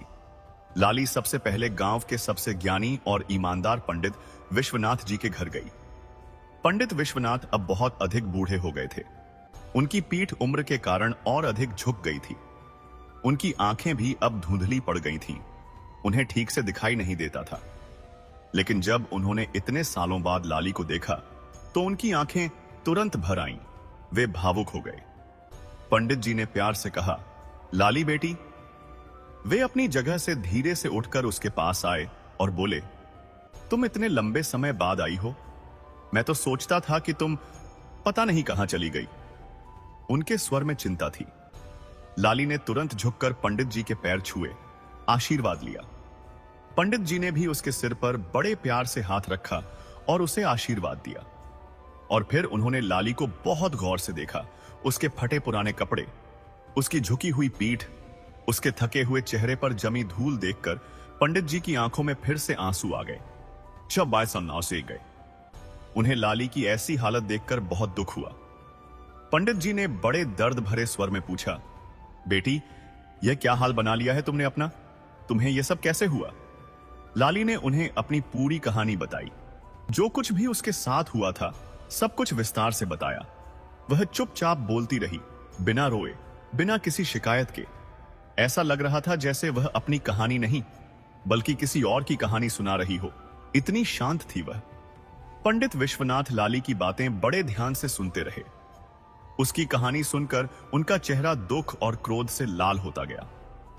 जब लाली ने अपनी बात खत्म की तो वे बहुत देर तक चुप रहे, जैसे कुछ सोच रहे हों। फिर वे बोले, बेटी, मुझे हमेशा से पता था कि एक दिन तुम जरूर आओगी। मैं तुम्हारे आने का ही इंतजार कर रहा था, क्योंकि मेरे पास एक बहुत जरूरी चीज थी जो तुम्हें देनी थी। लाली ने उत्सुकता से पूछा, किस बात का इंतजार कर रहे थे आप पंडित जी? पंडित विश्वनाथ धीरे से उठे। वे घर के अंदर गए। उन्होंने एक बहुत पुरानी लकड़ी की संदूक खोली और उसमें से एक कपड़े में बहुत संभाल कर लपेटी हुई एक चीज बाहर निकाली। वह एक बंद पत्र था, एक लिफाफा। उस लिफाफे पर लाली का नाम बड़े अक्षरों में लिखा था और उसके नीचे लिखा था, राघवेंद्र के हाथों से। यह देखकर लाली के मन में उत्सुकता और डर दोनों पैदा हुए। लाली की सांस जैसे रुक सी गई।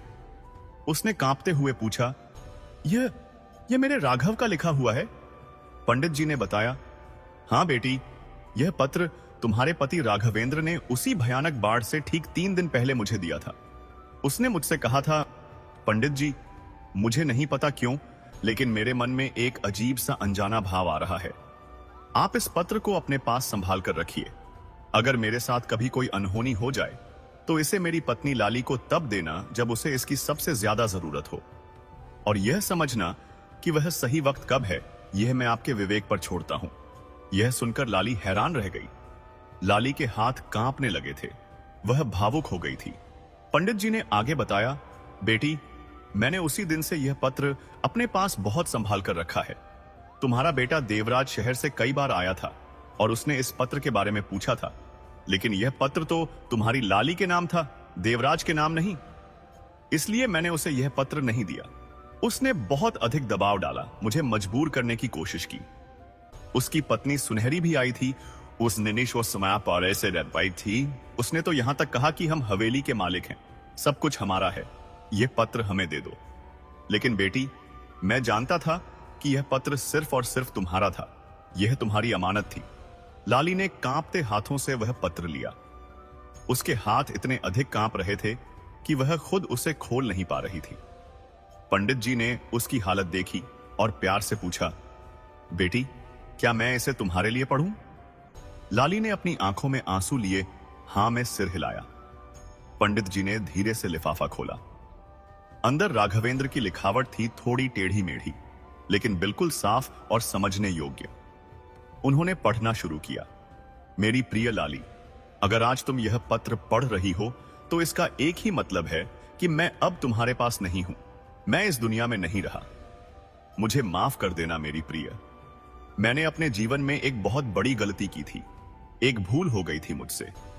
जब हमारे बेटे देवराज का जन्म होने वाला था, उस समय मैंने एक ऐसा काम किया था जो मैं तुम्हें बताना भूल गया, या शायद मैं तुम्हें बताने से डर गया था क्योंकि तुम दुखी होती। राघवेंद्र ने आगे लिखा, पिताजी ने जब हमारी सारी जमीन और हवेली के कागजात देवराज के नाम पर किए तो उन्होंने मुझसे कहा कि बेटे के नाम पर ही सारी संपत्ति करना सही है। मैं उनकी बात मान गया, लेकिन उसी समय मेरे मन में एक अजीब सा ख्याल आया। मुझे लगा कि यह ठीक नहीं हुआ। मेरी लाली के लिए भी कुछ होना चाहिए, उसकी सुरक्षा का भी ध्यान रखना चाहिए। इसलिए मैंने पिछले 3 सालों में अपनी मेहनत से जो कुछ भी थोड़ा बहुत धन बचाया था, वह सब सोने के सिक्कों के रूप में था। वह मैंने एक गुप्त जगह पर छिपा कर रखा है। वह जगह है हमारी पुरानी चंदनगढ़ वाली हवेली के पिछले बगीचे में। वहां एक बहुत बड़ा पीपल का पेड़ है। उस पीपल के पेड़ के नीचे एक पत्थर की सीढ़ी से ठीक 3 हाथ दक्षिण दिशा में, उस जगह पर जमीन के अंदर एक तांबे की बड़ी डिबिया दबी हुई है।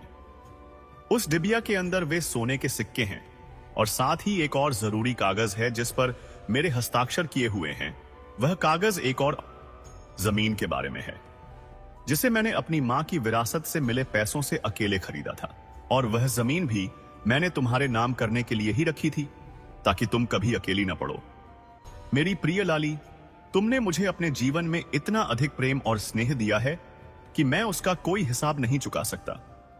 मेरी यह हमेशा से कोशिश रही थी कि अगर मैं कभी इस दुनिया से चला भी जाऊं तो भी तुम्हें कभी किसी के भी सामने अपना हाथ फैलाना न पड़े, तुम्हें कभी किसी की मोहताज न होना पड़े। पंडित जी पर हमेशा भरोसा रखना, वे सच्चे और ईमानदार व्यक्ति हैं। तुम्हारा अपना राघव। यह पत्र पढ़कर लाली की आंखें बंद हो गईं। एक पल के लिए उसे ऐसा महसूस हुआ जैसे उसके प्यारे पति राघवेंद्र का हाथ उसके सिर पर आ गया हो, उसे सहला रहा हो। उसे ऐसा लगा जैसे राघवेंद्र की आवाज उसके कानों में गूंज रही हो, देखा मेरी लाली, मैंने तुम्हें कभी अकेला नहीं छोड़ा था। इस बार वह बहुत देर तक रोई। उसके आंसू रुकने का नाम नहीं ले रहे थे। ये दुख के भी थे और प्रेम के भी। पंडित विश्वनाथ यह सब देखकर चुपचाप बैठे रहे। वे लाली को अकेला छोड़ना नहीं चाहते थे। धर्मा भी लाली के पांव के पास अपना सिर रखकर शांति से बैठ गया, जैसे उसे भी सारा दुख महसूस हो रहा हो। अब यहां इस कहानी में एक ऐसा पहला बड़ा मोड़ आने वाला था जो इस कथा को किसी भी सामान्य कहानी से बिल्कुल अलग कर देता है, इसे एक नया रूप देता है। पंडित जी ने लाली से कहा, बेटी, एक बहुत जरूरी बात और है जो मुझे तुम्हें बतानी है। लाली ने अपनी आंखें पोंछी और उनकी ओर देखा।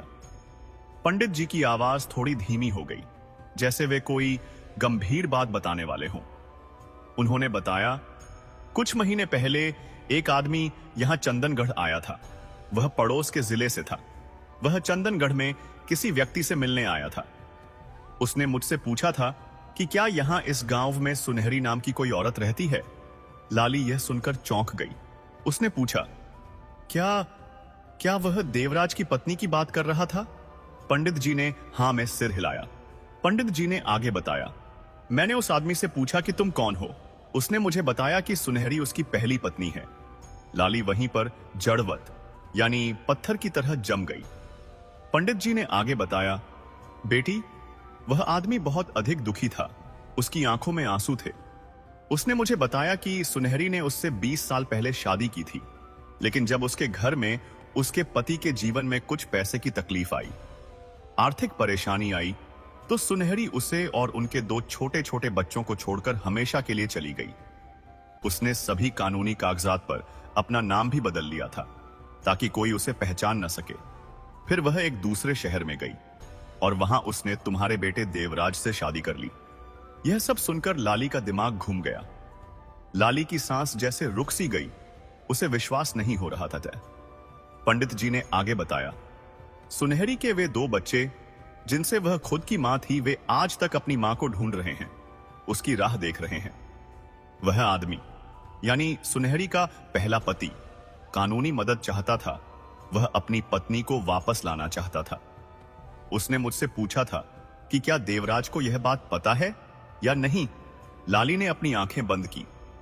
उसके मन में तुरंत उस पहली रात की यादें कौंध गईं, जब उसने सुनहरी को पहली बार देखा था और उसके भीतर से किसी अज्ञात आवाज ने कहा था, लाली, सावधान रहना। उसे समझ आ गया कि स्वयं भगवान भोलेनाथ ने उसी दिन उसे यह संकेत दिया था, उसे चेतावनी दी थी। लेकिन उस समय उसने उस आवाज को सुना नहीं था। उसने उस पर ध्यान नहीं दिया था। अब उसे अपनी गलती का एहसास हुआ। पंडित जी ने आगे कहा, बेटी, मुझे यह बात तो नहीं पता कि तुम्हारे बेटे देवराज को यह सब पता है या नहीं, लेकिन सुनहरी ने जो कुछ भी किया वह एक बहुत बड़ा धोखा था। उसने एक मां से उसका इकलौता बेटा चुराया, उसे धोखे में रखा। उसने एक परिवार से उसकी पुरानी जड़ें काट दी, उन्हें बर्बाद किया। और वह अभी भी तुम्हारे बेटे देवराज के घर में बैठी हुई है, उसके जीवन को बर्बाद कर रही है। लाली बहुत देर तक चुपचाप बैठी रही। उसके मन में बहुत कुछ चल रहा था। फिर उसने बहुत ही शांत स्वर में कहा, पंडित जी, कृपया मुझे उस आदमी का यानी सुनहरी के पहले पति का नाम और उसका पता बताइए। उसकी आंखों में एक नया संकल्प था। यह कहानी का वह अद्भुत मोड़ था जहां से पूरी कथा का रंग ही बदल जाता है, इसे एक नया रूप देता है। लेकिन लाली ने इसके बाद जो कुछ भी किया, उसकी किसी को भी कोई उम्मीद नहीं थी, कोई सोच भी नहीं सकता था।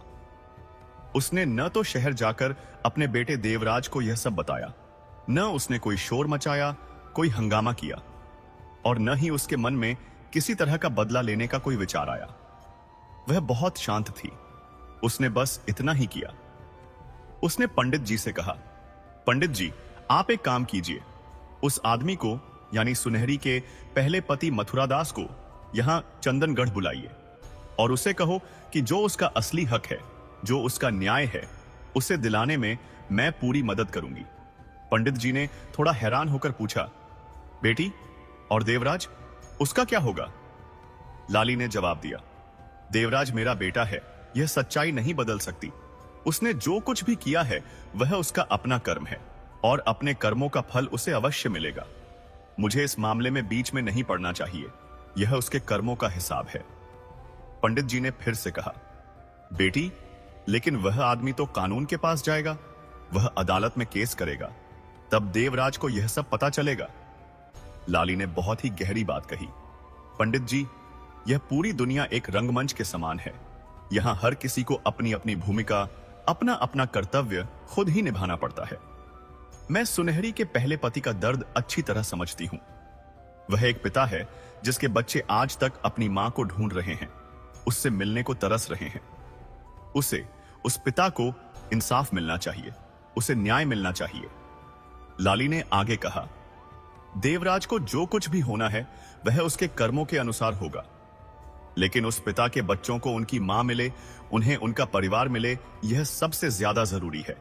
यह सबसे बड़ा धर्म है। यह थी लाली, एक ऐसी स्त्री जिसे इस मतलबी दुनिया ने हर तरह से तोड़ने की कोशिश की थी, उसे बिखेरने का प्रयास किया था, लेकिन उसके भीतर की इंसानियत, उसकी पवित्र आत्मा, उसकी करुणा और दया कभी नहीं टूटी थी। वह अपने धर्म पर अडिग रही। इसके बाद जो कुछ भी हुआ वह धीरे धीरे हुआ, उसमें थोड़ा समय लगा, लेकिन वह सब कुछ वैसा ही हुआ जैसा भगवान ने चाहा था। लाली ने सबसे पहले अपने पति राघवेंद्र द्वारा छिपाई हुई संपत्ति को बाहर निकाला। वह अपनी पुरानी चंदनगढ़ वाली हवेली में गई। हवेली के पिछले बगीचे में एक बहुत बड़ा पीपल का पेड़ था। वहां उसने एक पत्थर की सीढ़ी से ठीक 3 हाथ दक्षिण दिशा में जमीन खोदी, और वहां वाकई जमीन के अंदर एक बड़ी तांबे की डिबिया मौजूद थी, ठीक वैसे ही जैसे राघवेंद्र ने पत्र में लिखा था। उस तांबे की डिबिया के अंदर सोने के पूरे 25 सिक्के थे जो चमक रहे थे, और साथ ही एक और जरूरी कागज था जिसमें पास के जिले में एक बहुत बड़ी जमीन के बारे में लिखा हुआ था, और वह जमीन लाली के नाम पर थी। यह सब राघवेंद्र ने उसके लिए किया था। राघवेंद्र ने यह सब बरसों पहले, अपनी मौत से पहले ही कर दिया था। उसने लाली को बिना कुछ बताए यह सब इसलिए किया था ताकि उसकी प्यारी पत्नी लाली को कभी किसी के सामने अपना हाथ फैलाना न पड़े, उसे कभी किसी का मोहताज न होना पड़े। यह उसके सच्चे प्रेम और दूरदर्शिता का प्रमाण था। लाली उस तांबे की डिबिया को लेकर वहीं बगीचे में बैठ गई। उसने आसमान की ओर देखा, जैसे अपने पति राघवेंद्र से बात कर रही हो। वह मन ही मन बोली, हे राघव, तुम कहां से आए थे और कहां चले गए? लेकिन तुम थे, इसीलिए मैं आज तक बची रही। तुम्हारी यादें ही मेरा सहारा थीं। अब कहानी में एक और दूसरा बड़ा और अद्भुत मोड़ आने वाला था। लाली ने जिस तांबे की डिबिया को पुराने शिव मंदिर के खंडहरों से उठाया था, वह डिबिया जो धर्मा ने उसे खोद कर दिखाई थी, आखिर उसके अंदर क्या छिपा था? यह जानने के लिए पंडित जी ने उसे खोला। पंडित विश्वनाथ ने उस तांबे की डिबिया को खोला। उसके अंदर भी एक पुराना कागज था जिस पर संस्कृत भाषा में कुछ लिखा हुआ था।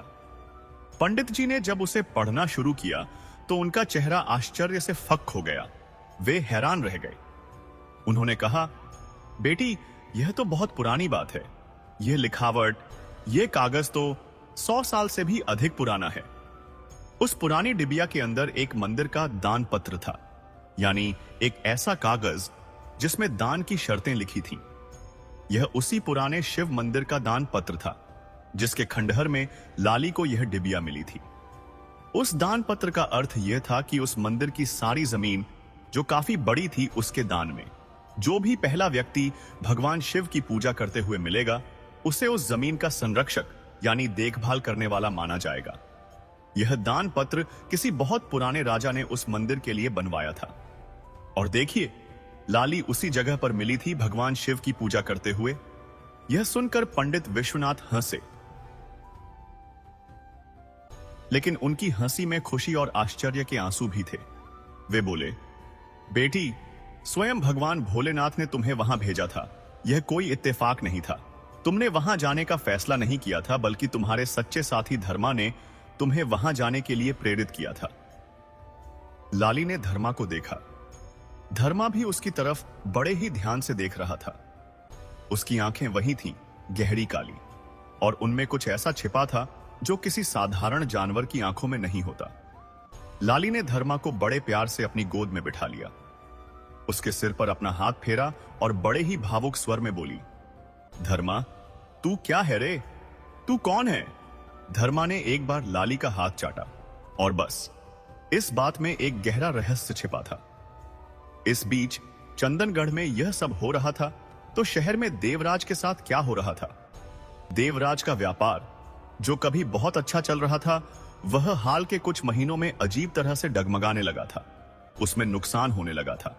पहले तो उसे एक बड़े व्यापारिक सौदे में बहुत नुकसान हुआ। देवराज ने सोचा यह सिर्फ एक संयोग है, ऐसा होता रहता है। फिर उसे दूसरा नुकसान हुआ, और फिर तीसरा नुकसान भी हुआ। उसकी किस्मत उससे रूठ गई थी। सुनहरी उस वक्त घर में नई नई और महंगी चीजें मंगवा रही थी। उसे पुराने घर में रहना पसंद नहीं था। उसे एक नई हवेली खरीदनी थी। देवराज ने उसे मना किया कि अभी आर्थिक स्थिति अच्छी नहीं है, लेकिन सुनहरी ने उस पर बहुत दबाव डाला, उसे लगातार मजबूर करती रही। और इसी दबाव में आकर देवराज ने अपने जीवन की एक बहुत बड़ी गलती कर दी। उसने एक ऐसे व्यक्ति से पैसे उधार ले लिए जो बहुत ऊंचे सूद पर यानी ब्याज पर पैसा देता था। वह एक बहुत खतरनाक काम था। उस आदमी का नाम रामगोपाल सेठ था। रामगोपाल सेठ शहर का सबसे बड़ा महाजन था। उसका कारोबार बहुत फैला हुआ था और उसका सूद, उसका ब्याज बहुत अधिक ऊंचा होता था, जो चुकाना बहुत मुश्किल था। देवराज को लगा कि कुछ ही महीनों में उसका व्यापार फिर से ठीक हो जाएगा और वह आसानी से उधार चुका देगा। लेकिन उसका व्यापार ठीक नहीं हुआ, बल्कि और नुकसान होने लगा। और जब रामगोपाल सेठ का वसूली करने वाला आदमी उसके दरवाजे पर आया तो देवराज के पास देने के लिए 1 रुपया भी नहीं था। वह पूरी तरह टूट गया था। इसी बीच शहर में वह सब हुआ जिसका डर था। सुनहरी का पहला पति, जिसका नाम मथुरा दास था, उसने कानूनी कार्रवाई शुरू कर दी थी। उसने सुनहरी के खिलाफ मुकदमा दायर कर दिया था। उसके पास सभी जरूरी कानूनी कागज थे। उसके पास गवाह भी थे, ये जो उसकी बात की पुष्टि करते थे, और उसके पास अपनी पहली शादी का पक्का सबूत भी था। यह बात जब पूरे शहर में फैली तो देवराज के पांव के नीचे से जैसे जमीन ही खिसक गई। उसे गहरा सदमा लगा। उसका पूरा जीवन एक झटके में बदल गया। देवराज तुरंत घर आया। उसने देखा कि सुनहरी अपना सारा सामान पैक कर रही थी। देवराज ने गुस्से से पूछा, यह सब क्या है? क्या तुम पहले किसी और की पत्नी थी? यह झूठ क्यों बोला? सुनहरी ने पहले तो झूठ बोलने की कोशिश की, इनकार किया। फिर जब देवराज ने मथुरादास के वे सभी कानूनी कागज उसके सामने रखे तो वह पूरी तरह से चुप हो गई। उसके पास कोई जवाब नहीं था।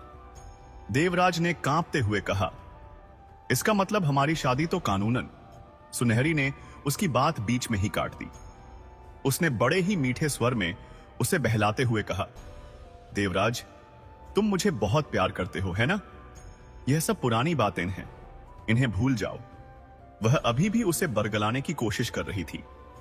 देवराज ने उस स्त्री को देखा, वह स्त्री जिसे वह अपनी जान से ज्यादा प्यार करता था, जिसके लिए उसने अपनी जन्म देने वाली मां को घर से निकाल दिया था, जिसके लिए उसने अपने पिता राघवेंद्र की पुश्तैनी हवेली को बेचने की बात की थी, जिसके लिए उसने वह सब कुछ किया था जो एक बेटे को कभी भी नहीं करना चाहिए।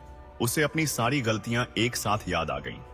वह स्त्री सुनहरी अब उसके सामने खड़ी थी और उसकी आंखों में डर स्पष्ट दिखाई दे रहा था। वह डर जो तब होता है जब लालच का जाल, जिसे उसने दूसरों के लिए बिछाया था, खुद उसे ही जकड़ लेता है।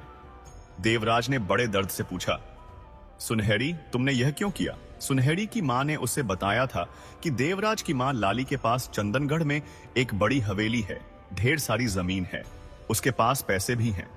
सुनहरी को बस यह सब कुछ अपना करना था। बस इसी लालच में, इसी सोच के साथ सुनहरी देवराज के जीवन में आई थी। सुनहरी ने देवराज को कोई जवाब नहीं दिया। वह चुप रही। उसने बस अपना पैक किया हुआ सामान उठाया और घर का दरवाजा खोला। देवराज ने हैरान होकर पूछा, तुम कहां जा रही हो? सुनहरी ने एक बार मुड़कर देखा। उसके चेहरे पर एक बहुत ही ठंडी, क्रूर और निर्दयी मुस्कान थी।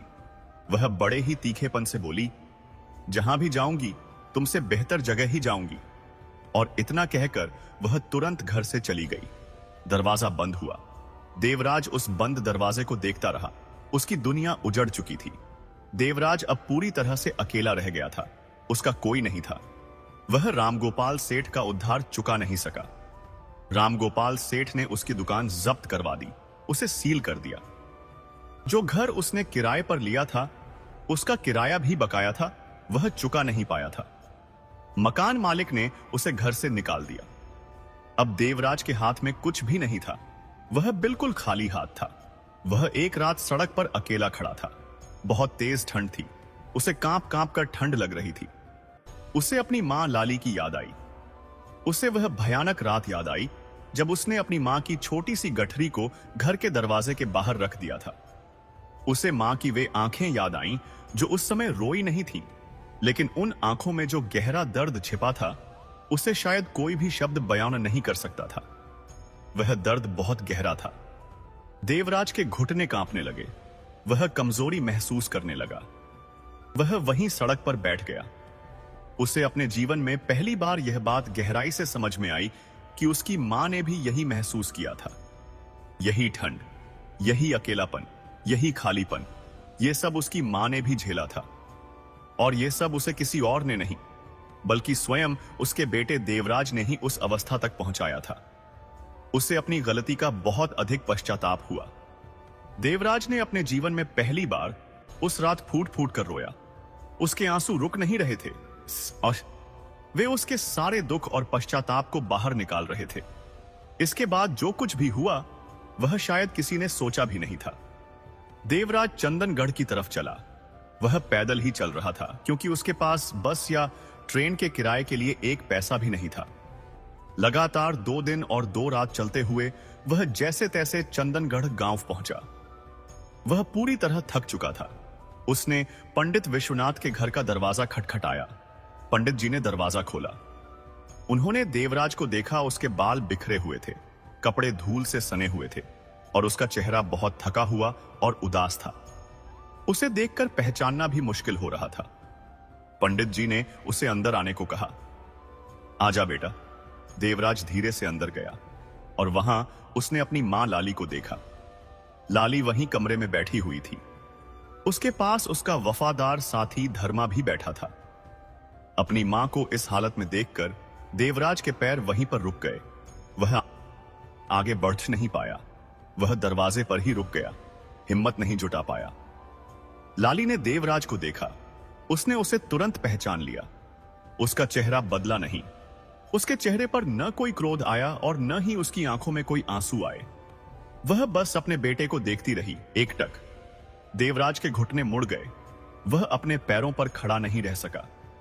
वह वहीं जमीन पर बैठ गया। उसने अपने दोनों हाथों से अपना चेहरा ढक लिया और फूट फूट कर रोने लगा, जैसे बरसों का सारा बोझ, सारा दुख एक साथ उसके अंदर से बाहर निकल रहा हो। उसने रोते हुए कहा, मां, मां, मुझे माफ कर दो। पूरे कमरे में एक गहरा सन्नाटा छा गया था। सिर्फ देवराज के रोने की आवाज आ रही थी। धर्मा ने देवराज की तरफ देखा। वह अपनी जगह से उठा और धीरे से देवराज के पास गया। उसने उसके हाथ को सूंघा जैसे उसे सांत्वना दे रहा हो, और फिर वह वापस अपनी मां लाली के पास आकर बैठ गया। लाली बहुत देर तक चुप रही। उसके मन में बहुत सारे विचार चल रहे थे। फिर वह धीरे से अपनी जगह से उठी। वह देवराज के पास गई, उसके बिल्कुल करीब। उसने देवराज के सिर पर अपना हाथ रखा, उसे प्यार से सहलाया और बस इतना सा बोली, उठ बेटा। यह शब्द उसके लिए माफी से बढ़कर थे। देवराज ने ऊपर देखा, अपनी मां की आंखों में।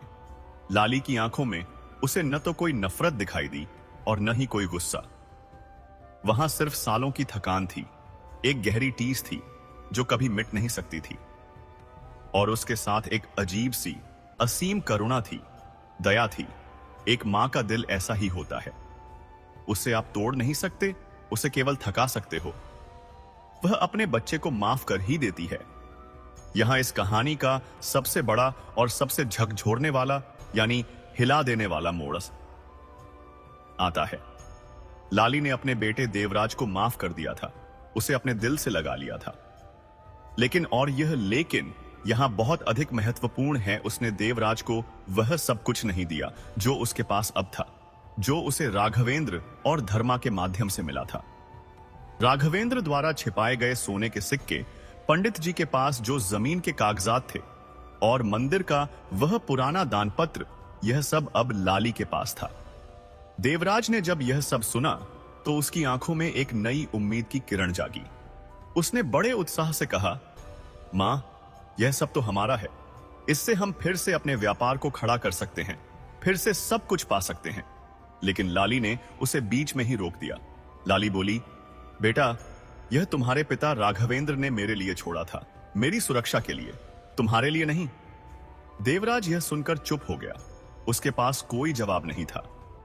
लाली ने आगे कहा, और मैं इसे तुम्हें नहीं दूंगी। ऐसा इसलिए नहीं कि मुझे तुमसे कोई नफरत है या मैं तुम्हें कोई सजा देना चाहती हूं, बल्कि इसीलिए क्योंकि अगर मैं तुम्हें यह सब धन और संपत्ति दे दूं तो तुम वही पुराने देवराज बने रहोगे जो तुम पहले थे।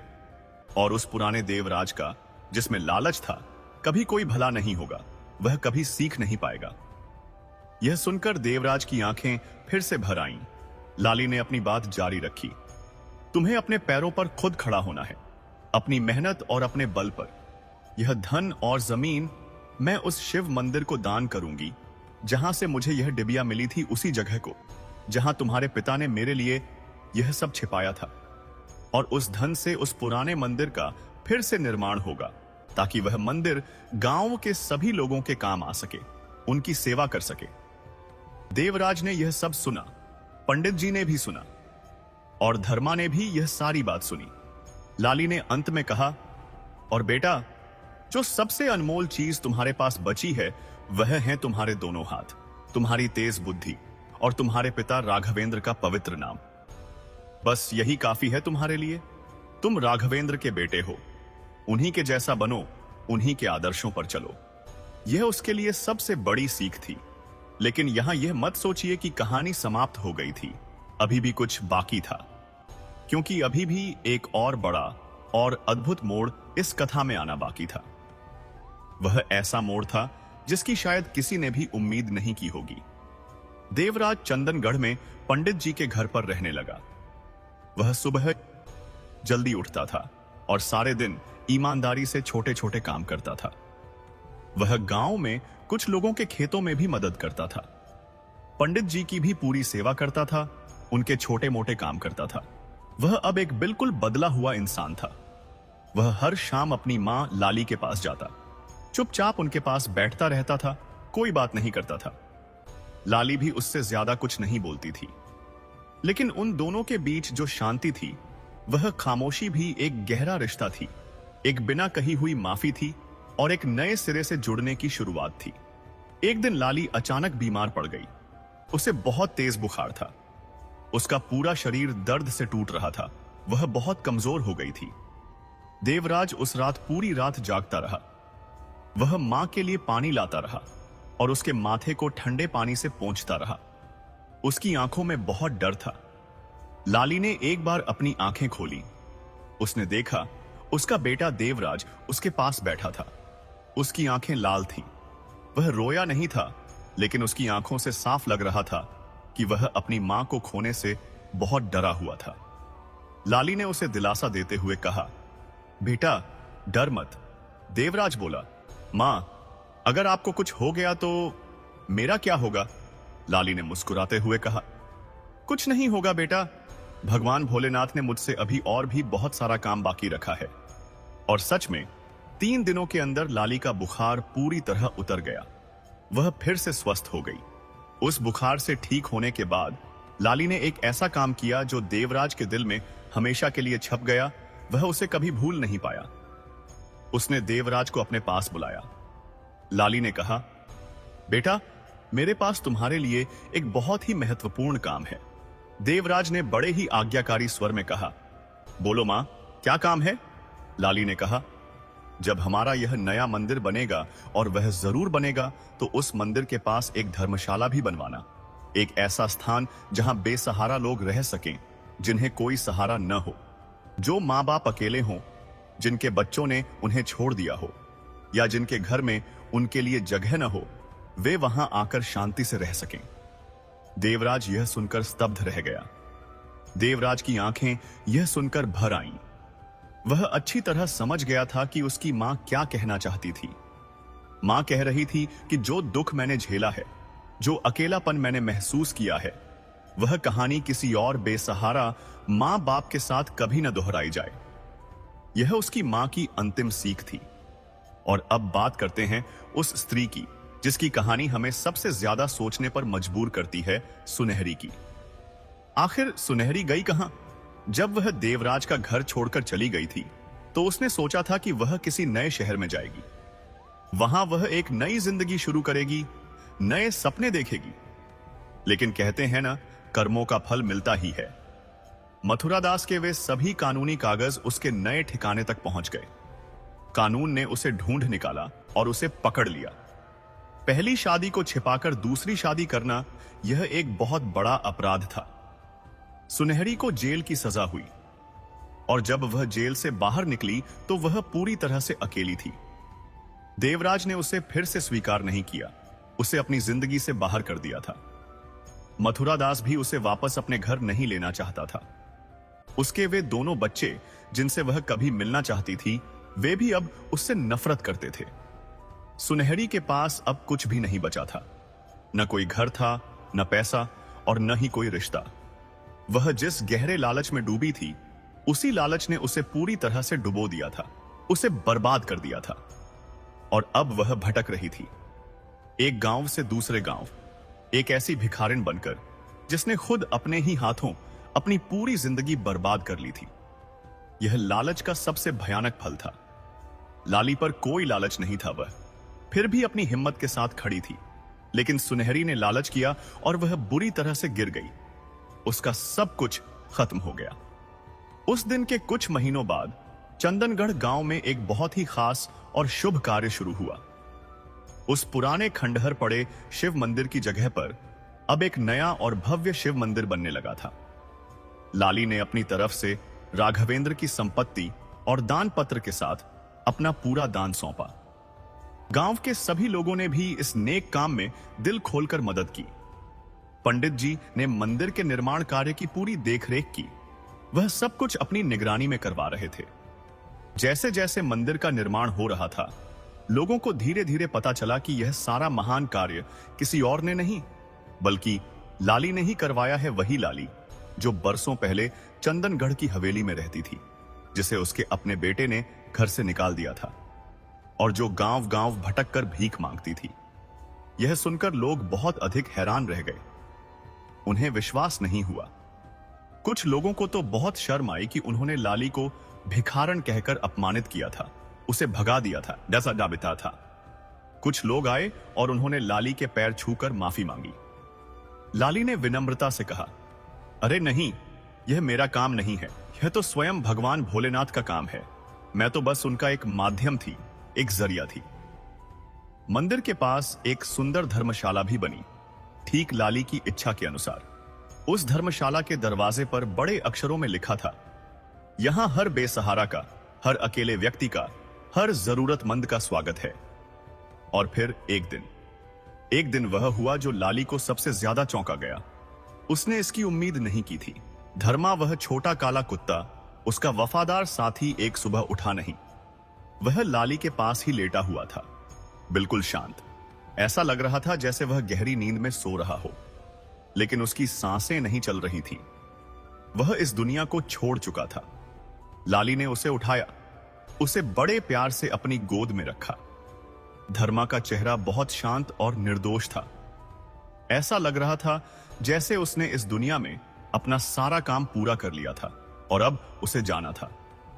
लाली ने उसके माथे पर हाथ फेरा और बड़े ही भावुक स्वर में बोली, धर्मा, जब तू आया था तब मेरे पास कुछ भी नहीं था, कोई सहारा नहीं था। बस तू ही था, तू ही मेरा सब कुछ था। उसकी आंखों से आंसू नहीं बहे क्योंकि उसका दिल शांत था। लाली ने उसे मंदिर के पास एक बड़े पीपल के पेड़ के नीचे दफनाया और वहां उसकी याद में एक छोटा सा पत्थर रखा। देवराज भी उस समय वहीं खड़ा था। उसने उस पत्थर पर लिखवाया, धर्मा वह जिसने दुनिया को बताया कि सच्ची वफादारी इंसान नहीं सिखाता बल्कि एक सच्चा दिल सिखाता है। यह धर्मा को उसकी सच्ची श्रद्धांजलि थी। साल बीतते गए। देवराज ने अपनी गलतियों से सीखा और फिर से अपने पैरों पर खड़ा होना सीखा। उसने एक छोटे से व्यापार से फिर से शुरुआत की। इस बार उसने हर काम पूरी ईमानदारी और निष्ठा से किया। धीरे धीरे वह फिर से उठ खड़ा हुआ। उसने फिर से अपनी पहचान बनाई, लेकिन इस बार उसमें वह पुराना अहंकार नहीं था। वह लालच भी नहीं था जिसने उसे पहले बर्बाद किया था। जो कुछ भी वह कमाता था उसका एक हिस्सा वह धर्मशाला के लिए दान करता था, ताकि बेसहारा लोगों की मदद हो सके। जो बेसहारा लोग धर्मशाला में आते थे, उनसे वह खुद बात करता था, उनकी मदद करता था। लोगों ने उसे पूरी तरह बदला हुआ देखा। वे कहते थे, देवराज सच में बदल गया है, वह अब एक अच्छा इंसान बन गया है। और लाली, वह हर सुबह मंदिर जाती थी, शिवलिंग पर जल चढ़ाती थी, ठीक वैसे ही जैसे वह अपने बचपन से करती आ रही थी। जब उसके माता पिता जीवित थे तब भी, जब राघवेंद्र उसके साथ था तब भी, जब उसका सब कुछ चला गया तब भी, और अब भी वह यही काम करती थी। उसके चेहरे पर एक अजीब सी गहरी शांति थी। उसे ऐसा लग रहा था जैसे उसकी कहानी अब पूरी हो गई हो, उसे अपने जीवन का उद्देश्य मिल गया हो। एक दिन देवराज अपनी मां लाली के पास बैठा था। उसने बड़े ही संकोच से पूछा, मां, तुमने मुझे माफ कैसे किया? मैंने तुम्हें इतना दुख दिया था। लाली बहुत देर तक चुप रही, जैसे अपनी बात को तोल रही हो। फिर वह बोली, बेटा, मैंने तुझे माफ नहीं किया। मैंने तो उस दुख को छोड़ा जो तूने मुझे दिया था। माफी देना एक काम है, लेकिन उस दुख को अपने मन से पूरी तरह छोड़ देना, वह एक बहुत बड़ी साधना है। मैंने यह सब भगवान भोलेनाथ पर छोड़ दिया था, उन्होंने ही मुझे यह शक्ति दी। देवराज ने फिर से कहा, मां, मैं बहुत बुरा था, मैंने बहुत गलतियां की। लाली बोली, तू बुरा नहीं था बेटा, तू बस कमजोर पड़ गया था। लालच के सामने, धन के मोह के सामने तू कमजोर हो गया था। लेकिन कमजोरी कोई पाप नहीं होती, वह तो एक गलती होती है, और गलतियों से हमेशा सीखा जा सकता है, उनसे सबक लेकर आगे बढ़ा जा सकता है। यह सुनकर देवराज को बहुत सुकून मिला। देवराज की आंखें फिर से भर आईं। लाली ने बड़े प्यार से उसका हाथ थाम लिया। यह पहली बार था, शायद बरसों में पहली बार, जब मां और बेटे के बीच वह पुरानी दूरी नहीं थी। वे दोनों फिर से एक हो गए थे। और माता पार्वती? कहानी पूरी होने के बाद भगवान शिव की आवाज थोड़ी धीमी हो गई। माता पार्वती की आंखों से लगातार आंसू बह रहे थे। वे बहुत भावुक थीं। उन्होंने अपने हाथ से उन आंसुओं को पोंछा और बोली, हे देव, क्या यह लाली अभी भी पृथ्वी पर जीवित है? भगवान शिव ने मुस्कुराते हुए नीचे पृथ्वी की ओर देखा। वह बूढ़ी औरत वही बूढ़ी मां जो पहले एक गांव की गली में चलती हुई माता पार्वती ने देखी थी, जिसे देखकर ही उन्होंने कहानी सुनने की इच्छा जताई थी। वह अब चंदनगढ़ के उसी नए बने शिव मंदिर की सीढ़ियों पर शांति से बैठी हुई थी। तभी उसके पास एक छोटी सी बच्ची आई जो अपने साथ फूल लेकर आई थी। बच्ची ने वे सुंदर फूल लाली को दिए। लाली ने हंसकर वे फूल लिए और बच्ची के माथे पर बड़े प्यार से हाथ फेरा। भगवान शिव ने माता पार्वती से कहा, हां देवी, वह अभी भी जीवित है, और देखो, उसके चेहरे पर अब कोई शिकायत नहीं है, कोई दुख नहीं है। माता पार्वती ने आश्चर्य से कहा, हे देव, उसके ललाट पर तो इतना अधिक दुख लिखा हुआ था, फिर भी वह कभी टूटी नहीं, कभी हिम्मत नहीं हारी। भगवान शिव ने बड़े ही गंभीर स्वर में कहा, देवी, उसके ललाट पर बेशक दुख लिखा था, लेकिन उसके भीतर, उसकी आत्मा में सच्ची और अटूट भक्ति लिखी थी। जिसके भीतर सच्ची भक्ति होती है, वह अपने ललाट का, अपने भाग्य का लिखा हुआ भी बदल देती है, उसे नया रूप दे देती है। भगवान शिव ने आगे कहा, लाली के ललाट में जो दुख लिखा हुआ दिख रहा था, वह दरअसल उसका अपना दुख नहीं था।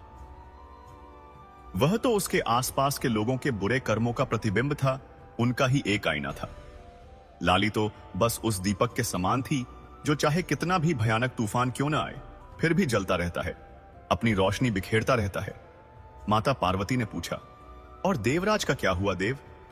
भगवान शिव बोले, देवराज ने अपने जीवन में जो कुछ भी बोया था, उसने वही काटा है, अपने कर्मों का फल पाया है। लेकिन अब वह उस बीज से, यानी अपनी गलतियों से सीखकर एक नई फसल उगाने में लगा है। वह एक नया जीवन बना रहा है। लालच ने उसे पूरी तरह तोड़ दिया था, लेकिन उसी टूटने ने उसे एक बेहतर इंसान बनाया है। यही तो इस प्रकृति का, इस सृष्टि का अटल नियम है कि हर गलती हमें कुछ सिखाती है। माता पार्वती ने पूछा, और सुनहरी, जिसने इतना धोखा किया, उसका क्या हुआ? भगवान शिव ने उत्तर दिया, देवी, लालच एक ऐसी आग के समान होता है जो सब कुछ बर्बाद कर देती है।